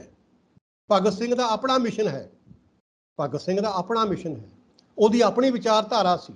ਉਹ ਆਪਣੇ ਮਿਸ਼ਨ ਦੇ ਮੁਤਾਬਕ ਚੱਲਦਾ ਸੀ, ਆਪਣੀ ਵਿਚਾਰਧਾਰਾ ਦੇ ਮੁਤਾਬਕ ਚੱਲਦਾ ਸੀ। ਆਪਣੀ ਵਿਚਾਰਧਾਰਾ ਦੇ ਮੁਤਾਬਕ ਚੱਲਦਾ ਉਹ ਫਾਂਸੀ ਤੇ ਚੜ੍ਹ ਗਿਆ। ਬਹੁਤ ਵੱਡੀ ਗੱਲ ਹੈ। ਮੈਂ ਫਾਂਸੀ ਤੇ ਨਹੀਂ ਚੜ੍ਹ ਸਕਦਾ। ਜ਼ਿਆਦਾ ਤੁਸੀਂ ਫਾਂਸੀ ਤੇ ਚੜ੍ਹ ਕੇ ਦਿਖਾਓ, ਫਿਰ ਕਹੋ ਅਗਲੇ ਨੂੰ ਕਿ ਫਾਂਸੀ ਤੇ ਚੜ੍ਹਨਾ ਤਾਂ ਕੋਈ ਮਾਮੂਲੀ ਗੱਲ ਹੁੰਦੀ ਹੈ। ਜਾਨ ਦੇਣੀ ਬਹੁਤ ਔਖੀ ਹੈ ਸੁਖਵਿੰਦਰ ਸਿੰਘ। ਪਹਿਲਾਂ ਜਾਨ ਦੇ ਕੇ ਦਿਖਾਓ, ਫਿਰ ਅਗਲੇ ਦੇ ਖਿਲਾਫ ਬੋਲੋ। ਸੋ ਇਹ ਮੁੱਦੇ ਬੇਕਾਰ ਮੁੱਦੇ ਨੇ, ਸਾਨੂੰ ਇਹਨਾਂ ਵਿੱਚ ਉਲਝਣ ਦੀ ਲੋੜ ਨਹੀਂ। ਸਾਡੇ ਮੁੱਦੇ ਨੇ ਪੰਜਾਬ ਨੂੰ ਇਕੱਠਾ ਕਰਕੇ ਪੰਜਾਬ ਨੂੰ ਸੋਵਰਨ ਸਟੇਟਸ ਦੇਣਾ, ਆਪਣੀ ਗੁਆਚੀ ਹੋਈ ਸੋਵਰਨਟੀ ਨੂੰ ਹਾਸਲ ਕਰਨਾ, ਆਪਣੀ ਗੁਆਚੀ ਹੋਈ ਸੁਤੰਤਰਤਾ ਨੂੰ ਹਾਸਲ ਕਰਨਾ। ਵੈਸੇ ਜਿਹੜੀ ਅਸੀਂ ਗੱਲ ਕਰਦੇ ਸੀ ਪਹਿਲਾਂ ਮਹਾਰਾਜਾ ਦਲੀਪ ਸਿੰਘ ਦੀ ਸੋਵਰਨਟੀ ਖਤਮ ਹੋਣ ਤੋਂ ਪਿੱਛੋਂ ਕਿ ਅਸੀਂ ਪੰਜਾਬ ਦਾ ਰਾਜ ਵਾਪਸ ਲੈਣਾ ਹੈ, ਉਹ ਤਾਂ ਗੱਲਾਂ ਤੋਂ ਅਸੀਂ ਬਹੁਤ ਦੂਰ ਨਿਕਲ ਗਏ, ਬਹੁਤ ਦੂਰ ਨਿਕਲ ਗਏ। ਅਸੀਂ ਤਾਂ ਪੰਜਾਬ ਹੀ ਗਵਾ ਲਿਆ। ਤੁਸੀਂ ਪੰਜਾਬ ਦੀ ਸੋਵਰਨਟੀ ਕਿੱਥੇ ਤੁਸੀਂ ਐਸਟੈਬਲਿਸ਼ ਕਰ ਲਓਗੇ? ਤੁਹਾਡੇ ਕੋਲੇ ਤਾਂ ਉਹ ਪੰਜਾਬ ਹੀ ਨਹੀਂ ਹੈਗਾ। ਉਹ ਇੱਕ ਛੋਟਾ ਜਿਹਾ ਟੁਕੜਾ ਹੈ। ਛੋਟੇ ਜਿਹੇ ਟੁਕੜੇ ਵਿੱਚ ਵੀ ਤੁਸੀਂ ਤਾਂ ਪੰਜਾਬ ਦੇ ਵੱਲ ਕਦਮ ਵਧਾ ਸਕਦੇ ਹੋ ਜੇ ਤੁਸੀਂ ਇੱਥੇ ਬਹੁਤ ਸਟਰੋਂਗ ਹੋ ਕੇ, ਬਹੁਤ ਦ੍ਰਿੜ ਇਰਾਦੇ ਨਾਲ ਜਥੇਬੰਦ ਹੋ ਕੇ ਚੱਲੋਗੇ। ਪਹਿਲਾਂ ਪੰਜਾਬੀ ਸੂਬੇ ਨੂੰ ਤਾਂ ਸੰਭਾਲ ਲਓ। ਤੁਹਾਡੇ ਕੋਲ ਤਾਂ ਪੰਜਾਬੀ ਸੂਬਾ ਹੀ ਨਹੀਂ ਸੰਭਾਲਿਆ ਜਾਂਦਾ। ਆ ਜਿਹੜੀ ਪਾਰਟੀ ਹੁਣ ਪਾਵਰ 'ਚ ਆਈ ਹੈ, ਨਾ ਸਿੱਖੀ, ਨਾ 3 'ਚ ਹੈ, ਨਾ 13 'ਚ, ਨਾ ਇਹ ਧਾਰਮਿਕ ਤੌਰ ਤੇ ਕੋਈ ਸਟੈਂਡ ਰੱਖਦੀ ਹੈ, ਨਾ ਰਾਜਨੀਤਿਕ ਤੌਰ ਤੇ ਵੀ ਇਹਦਾ ਕੋਈ ਮੈਨੀਫੈਸਟੋ ਨਹੀਂ ਹੈਗਾ ਧਰਮ ਦੇ ਤੌਰ ਤੇ। ਲੇਕਿਨ ਸਾਰੀਆਂ ਪਾਰਟੀਆਂ ਨੂੰ ਇਹ ਪਿੱਛੇ ਸੁੱਟ ਕੇ ਪਾਵਰ ਦੇ ਵਿੱਚ ਆ ਗਈ ਹੈ। ਨਾ ਇਹਨਾਂ ਨੂੰ ਤਜਰਬਾ ਹੈ, ਚਲੋ ਤਜਰਬਾ ਆ ਜਾਏਗਾ, ਕੋਈ ਗੱਲ ਨਹੀਂ, ਪਰ ਇਹ ਆਪਣੇ ਅਧਿਕਾਰਾਂ ਲਈ ਖੜੀ ਨਹੀਂ ਰਹੀ। ਇਹਨੂੰ ਆਪਣੇ ਅਧਿਕਾਰਾਂ ਦਾ ਨਹੀਂ ਪਤਾ। ਅਕਾਲੀਆਂ ਨੂੰ ਜੇ ਪਤਾ ਵੀ ਹੋਊਗਾ, ਉਹ ਜਾਣ ਬੁੱਝ ਕੇ ਆਪਣੇ ਅਧਿਕਾਰਾਂ ਦੀ ਰਾਖੀ ਨਹੀਂ ਸੀ ਕਰਦੇ। ਕਿਉਂਕਿ ਉਹਨਾਂ ਨੇ ਆਪਣੇ ਨਿੱਜੀ ਹਿੱਤ ਪੂਰਨੇ ਸੀ। ਇਹਨਾਂ ਨੂੰ ਆਪਣੇ ਅਧਿਕਾਰਾਂ ਦਾ ਪਤਾ ਹੀ ਨਹੀਂ ਹੈ। ਕਿਹੜਾ ਪੰਜਾਬ ਦਾ ਮੁੱਖ ਮੰਤਰੀ ਇਹ ਕਹੂਗਾ, ਇਹਦੇ ਵਿੱਚ ਸਿਆਣਪ ਵੀ ਕੀ ਹੈ ਕਿ ਜੇ ਤੁਸੀਂ ਹਰਿਆਣੇ ਨੂੰ ਵਿਧਾਨ ਸਭਾ ਬਣਾਉਣ ਲਈ ਵੱਖਰੀ ਜ਼ਮੀਨ ਦੇ ਰਹੇ ਹੋ, ਸਾਨੂੰ ਵੀ ਦਿਓ। ਕਿੱਡੀ ਵਾਹੀਆਤ ਗੱਲ ਹੈ, ਕਿੱਡੀ ਬੇਵਕੂਫੀ ਵਾਲੀ ਗੱਲ ਹੈ ਮੁੱਖ ਮੰਤਰੀ ਦੀ। ਉਹ ਤੁਹਾਡੇ ਕੋਲੇ ਤਾਂ ਤੁਹਾਡੀ ਵਿਧਾਨ ਸਭਾ ਹੈਗੀ ਹੈ, ਤੁਹਾਡੇ ਕੋਲੇ ਤੁਹਾਡੀ ਰਾਜਧਾਨੀ ਹੈਗੀ, ਤੁਹਾਨੂੰ ਤਾਂ ਲੋੜ ਹੀ ਨਹੀਂ ਉਹ ਵਿਧਾਨ ਸਭਾ ਦੇ ਵਿੱਚੋਂ ਨਿਕਲਣ ਦੀ। ਇਹ ਕਹੋ ਕਿ ਹਰਿਆਣੇ ਨੂੰ ਜੀ ਸੱਦ ਕੇ ਨਵੀਂ ਜ਼ਮੀਨ ਦਿਓ ਹਰਿਆਣੇ ਦੇ ਵਿੱਚ, ਤਾਂ ਕਿ ਆਪਣੀ ਰਾਜਧਾਨੀ ਵਿਧਾਨ ਸਭਾ ਬਣਾ ਲੈਣ, ਪਰ ਚੰਡੀਗੜ੍ਹ ਦੇ ਵਿੱਚ ਨਹੀਂ। ਅੱਜ ਚੰਡੀਗੜ੍ਹ ਨੂੰ ਅਸੀਂ ਜੇ ਦ੍ਰਿੜ ਇਰਾਦਾ ਦਿਖਾਵਾਂਗੇ ਨਾ, ਤਾਂ ਚੰਡੀਗੜ੍ਹ ਨੂੰ ਪ੍ਰਾਪਤ ਕਰ ਸਕਾਂਗੇ, ਨਹੀਂ ਤਾਂ ਤੁਹਾਡੇ ਹੱਥ ਚੋਂ ਚੰਡੀਗੜ੍ਹ ਵੀ ਜਾਂਦਾ ਰਹੂਗਾ। ਇਹ ਯਾਦ ਰੱਖਿਓ ਤੁਸੀਂ। ਚੰਡੀਗੜ੍ਹ ਦਾ ਜਿਹੜਾ ਦੁਕਾਨਦਾਰ ਤਬਕਾ ਹੈ, ਉਹ ਸੈਂਟਰ ਗਵਰਨਮੈਂਟ ਤੇ ਪੂਰਾ ਦਬਾਅ ਪਾ ਰਿਹਾ ਹੈ ਕਿ ਚੰਡੀਗੜ੍ਹ ਨੂੰ ਸੂਬਾ ਬਣਾ ਦਿਓ, ਇੱਕ ਸਟੇਟ ਬਣਾ ਦਿਓ, ਇੱਥੇ ਵਿਧਾਨ ਸਭਾ ਬਣਾ ਦਿਓ। ਚੰਡੀਗੜ੍ਹ ਵਾਲਿਆਂ ਦਾ ਇਰਾਦਾ ਇਹ ਹੈ ਕਿ ਅਸੀਂ ਇਹਨੂੰ ਪੂਰੀ ਸਟੇਟ ਬਣਾ ਕੇ ਇੱਕ ਪੂਰਾ ਸੂਬੇ ਵਾਂਗੂ ਇੱਕ ਸੁਤੰਤਰ ਹੋ ਜਾਈਏ। ਸੋ ਮੇਰੀ ਤੁਹਾਡੇ ਜਰੀਏ, ਤੁਹਾਡੇ ਚੈਨਲ ਦੇ ਜਰੀਏ ਮੇਰੀ ਇਹ ਬੇਨਤੀ ਹੈ ਕਿ ਪੰਜਾਬੀਓ, ਆ ਸਾਰੇ ਗਿਲੇ ਸ਼ਿਕਵੇ ਮਟਿਆ ਕੇ ਆ ਫਜ਼ੂਲ ਦੇ ਮੁੱਦਿਆਂ ਨੂੰ ਖਤਮ ਕਰਕੇ ਸਿੱਧੇ ਮੁੱਦੇ ਤੇ ਆਓ ਕਿ ਤੁਸੀਂ ਪੰਜਾਬ ਨੂੰ ਸੰਭਾਲਣਾ ਹੈ, ਤੁਸੀਂ ਪੰਜਾਬੀ ਬੋਲੀ ਨੂੰ ਸੰਭਾਲਣਾ ਹੈ। ਜਿੰਨੀ ਪੰਜਾਬੀ ਬੋਲੀ ਤੁਹਾਡੀ ਸਟਰੋਂਗ ਹੋਊਗੀ, ਤੁਹਾਡਾ ਕਰੈਕਟਰ ਵੀ ਉਤਨਾ ਹੀ ਸਟਰੋਂਗ ਹੋਊਗਾ। ਤੁਹਾਡਾ ਕਰੈਕਟਰ ਜਿੰਨਾ ਸਟਰੋਂਗ ਹੋਏਗਾ, ਤੁਹਾਡੀ ਸਟੇਟ ਉਤਨੀ ਹੀ ਸਟਰੋਂਗ ਹੋਏਗੀ। ਆਪਣੇ ਤੋਂ ਛੋਟੇ ਵੱਲ ਦੇਖ ਕੇ ਚੱਲੋ, ਵੱਡੇ ਵੱਲ ਦੇਖ ਕੇ ਨਾ ਚੱਲੋ। ਇਸਰਾਈਲ ਵੱਲ ਦੇਖ ਕੇ ਚੱਲੋ। ਇਸਰਾਈਲ 5 ਵੱਡੀਆਂ ਸੁਪਰ ਪਾਵਰਾਂ ਵਿੱਚ ਸ਼ਾਮਲ ਹੋਇਆ ਬੈਠਾ, ਇੱਕ ਛੋਟੀ ਜਿਹੀ ਸਟੇਟ ਲੈ ਕੇ। ਸਾਡੀ ਸਟੇਟ ਤਾਂ ਇਸਰਾਈਲ ਨਾਲੋਂ ਬਹੁਤ ਵੱਡੀ ਹੈ। ਅਸੀਂ ਪੰਜਾਬ ਨੂੰ ਵਧੇਰੇ ਅਧਿਕਾਰ ਲੈਣੇ ਨੇ, ਵਧੇਰੇ ਅਧਿਕਾਰ ਲੈ ਕੇ ਪੰਜਾਬ ਨੂੰ ਇਤਨਾ ਮਜ਼ਬੂਤ ਬਣਾਉਣਾ ਹੈ ਕਿ ਐਸੀ ਇਹ ਸਟੇਟ ਬਣ ਜਾਵੇ ਇੰਡੀਅਨ ਯੂਨੀਅਨ ਦੇ ਵਿੱਚ ਕਿ ਕੋਈ ਵੀ ਹਰ ਇੰਡੀਆ ਦੇ ਲਈ ਕਿ ਇਹ ਆਦਰਸ਼ ਸਟੇਟ ਬਣ ਜਾਣੀ ਚਾਹੀਦੀ ਹੈ। ਇਹ ਤੁਹਾਡੇ ਹੱਥ ਵਿੱਚ ਹੈ, ਤੁਹਾਡੇ ਹੱਥ ਵਿੱਚ ਹੈ ਪੰਜਾਬੀ ਸੂਬੇ ਨੂੰ ਆਦਰਸ਼ ਸਟੇਟ ਬਣਾਉਣੀ। ਆਦਮੀ ਇੱਥੋਂ ਦੇ ਫਿਜ਼ੀਕਲੀ ਸਟਰੋਂਗ ਨੇ, ਰਿਚ ਨੇ ਸਾਰੇ, ਉਹ ਅੰਨ ਦੇ ਭੰਡਾਰ ਭਰਪੂਰ ਨੇ, ਹਿੰਮਤ ਹੌਸਲਾ ਹੈ, ਔਰ ਸਭ ਤੋਂ ਵੱਡੀ ਗੱਲ ਤੁਹਾਡੇ ਕੋਲ ਸ੍ਰੀ ਗੁਰੂ ਗ੍ਰੰਥ ਸਾਹਿਬ ਹੈ, ਤੁਹਾਡੇ ਕੋਲ ਸ੍ਰੀ ਅਕਾਲ ਤਖਤ ਸਾਹਿਬ ਵਰਗੀ ਸੋਵਰੇਨਟੀ ਹਾਸਲ ਕਰਨ ਵਾਲੀ ਦਾ ਅਸਥਾਨ ਹੈ ਤੁਹਾਡੇ ਕੋਲੇ, ਜਿੱਥੋਂ ਤੁਹਾਨੂੰ 24 ਘੰਟੇ ਸੋਵਰੇਨਟੀ ਦਾ ਮੈਸੇਜ ਪ੍ਰਾਪਤ ਹੋ ਸਕਦਾ ਹੈ। ਸ੍ਰੀ ਗੁਰੂ ਗ੍ਰੰਥ ਸਾਹਿਬ ਦੇ ਲੜ ਲੱਗੋ, ਸ੍ਰੀ ਅਕਾਲ ਤਖਤ ਸਾਹਿਬ ਦੇ ਲੜ ਲੱਗੋ, ਦ੍ਰਿੜ ਇਰਾਦਾ ਧਾਰੋ, ਸਭ ਕੁਝ ਤੁਹਾਨੂੰ ਮਿਲੇਗਾ। ਇੰਡੀਅਨ ਗਵਰਨਮੈਂਟ ਆਪਣੇ ਆਪ ਤੁਹਾਨੂੰ ਸਭ ਕੁਝ ਦੇਵੇਗੀ, ਲੇਕਿਨ ਜੇ ਤੁਸੀਂ ਆਪਣਾ ਇੱਕ ਕਰੈਕਟਰ ਡਿਵੈਲਪ ਕਰ ਲਓ, ਆਪਣੀ ਇੱਕ ਲੀਡਰਸ਼ਿਪ ਡਿਵੈਲਪ ਕਰ ਲਓ। ਜੀ ਸ਼ੁਕਰੀਆ ਪ੍ਰੋਫੈਸਰ ਸਾਹਿਬ, ਧੰਨਵਾਦ ਤੁਹਾਡਾ। ਧੰਨਵਾਦ। ਸੋ ਮੇਰੇ ਨਾਲ ਮੌਜੂਦ ਸਨ ਉੱਘੇ ਸਿੱਖ ਵਿਦਵਾਨ ਪ੍ਰੋਫੈਸਰ ਸੁਖਦਿਆਲ ਸਿੰਘ। 2 ਭਾਗਾਂ ਦੇ ਵਿੱਚ ਅਸੀਂ ਸਿੱਖ ਰਾਜ ਕਿਵੇਂ ਗਿਆ ਤੇ ਸਿੱਖ ਰਾਜ ਦੀ ਵਾਪਸੀ ਕਿਵੇਂ ਹੋ ਸਕਦੀ ਹੈ, ਇੱਥੇ ਤੱਕ ਚਰਚਾ ਕੀਤੀ ਹੈ। ਤੁਸੀਂ ਆਪਣੇ ਵਿਚਾਰ ਕਮੈਂਟ ਜ਼ਰੂਰ ਕਰਿਓ। ਤਖਤ ਪੰਜਾਬ ਨੂੰ ਸਬਸਕ੍ਰਾਈਬ ਕਰੋ, ਫੇਸਬੁੱਕ ਤੇ ਫੋਲੋ ਕਰੋ। ਮੈਨੂੰ ਇਜਾਜ਼ਤ ਦਿਓ। ਧੰਨਵਾਦ।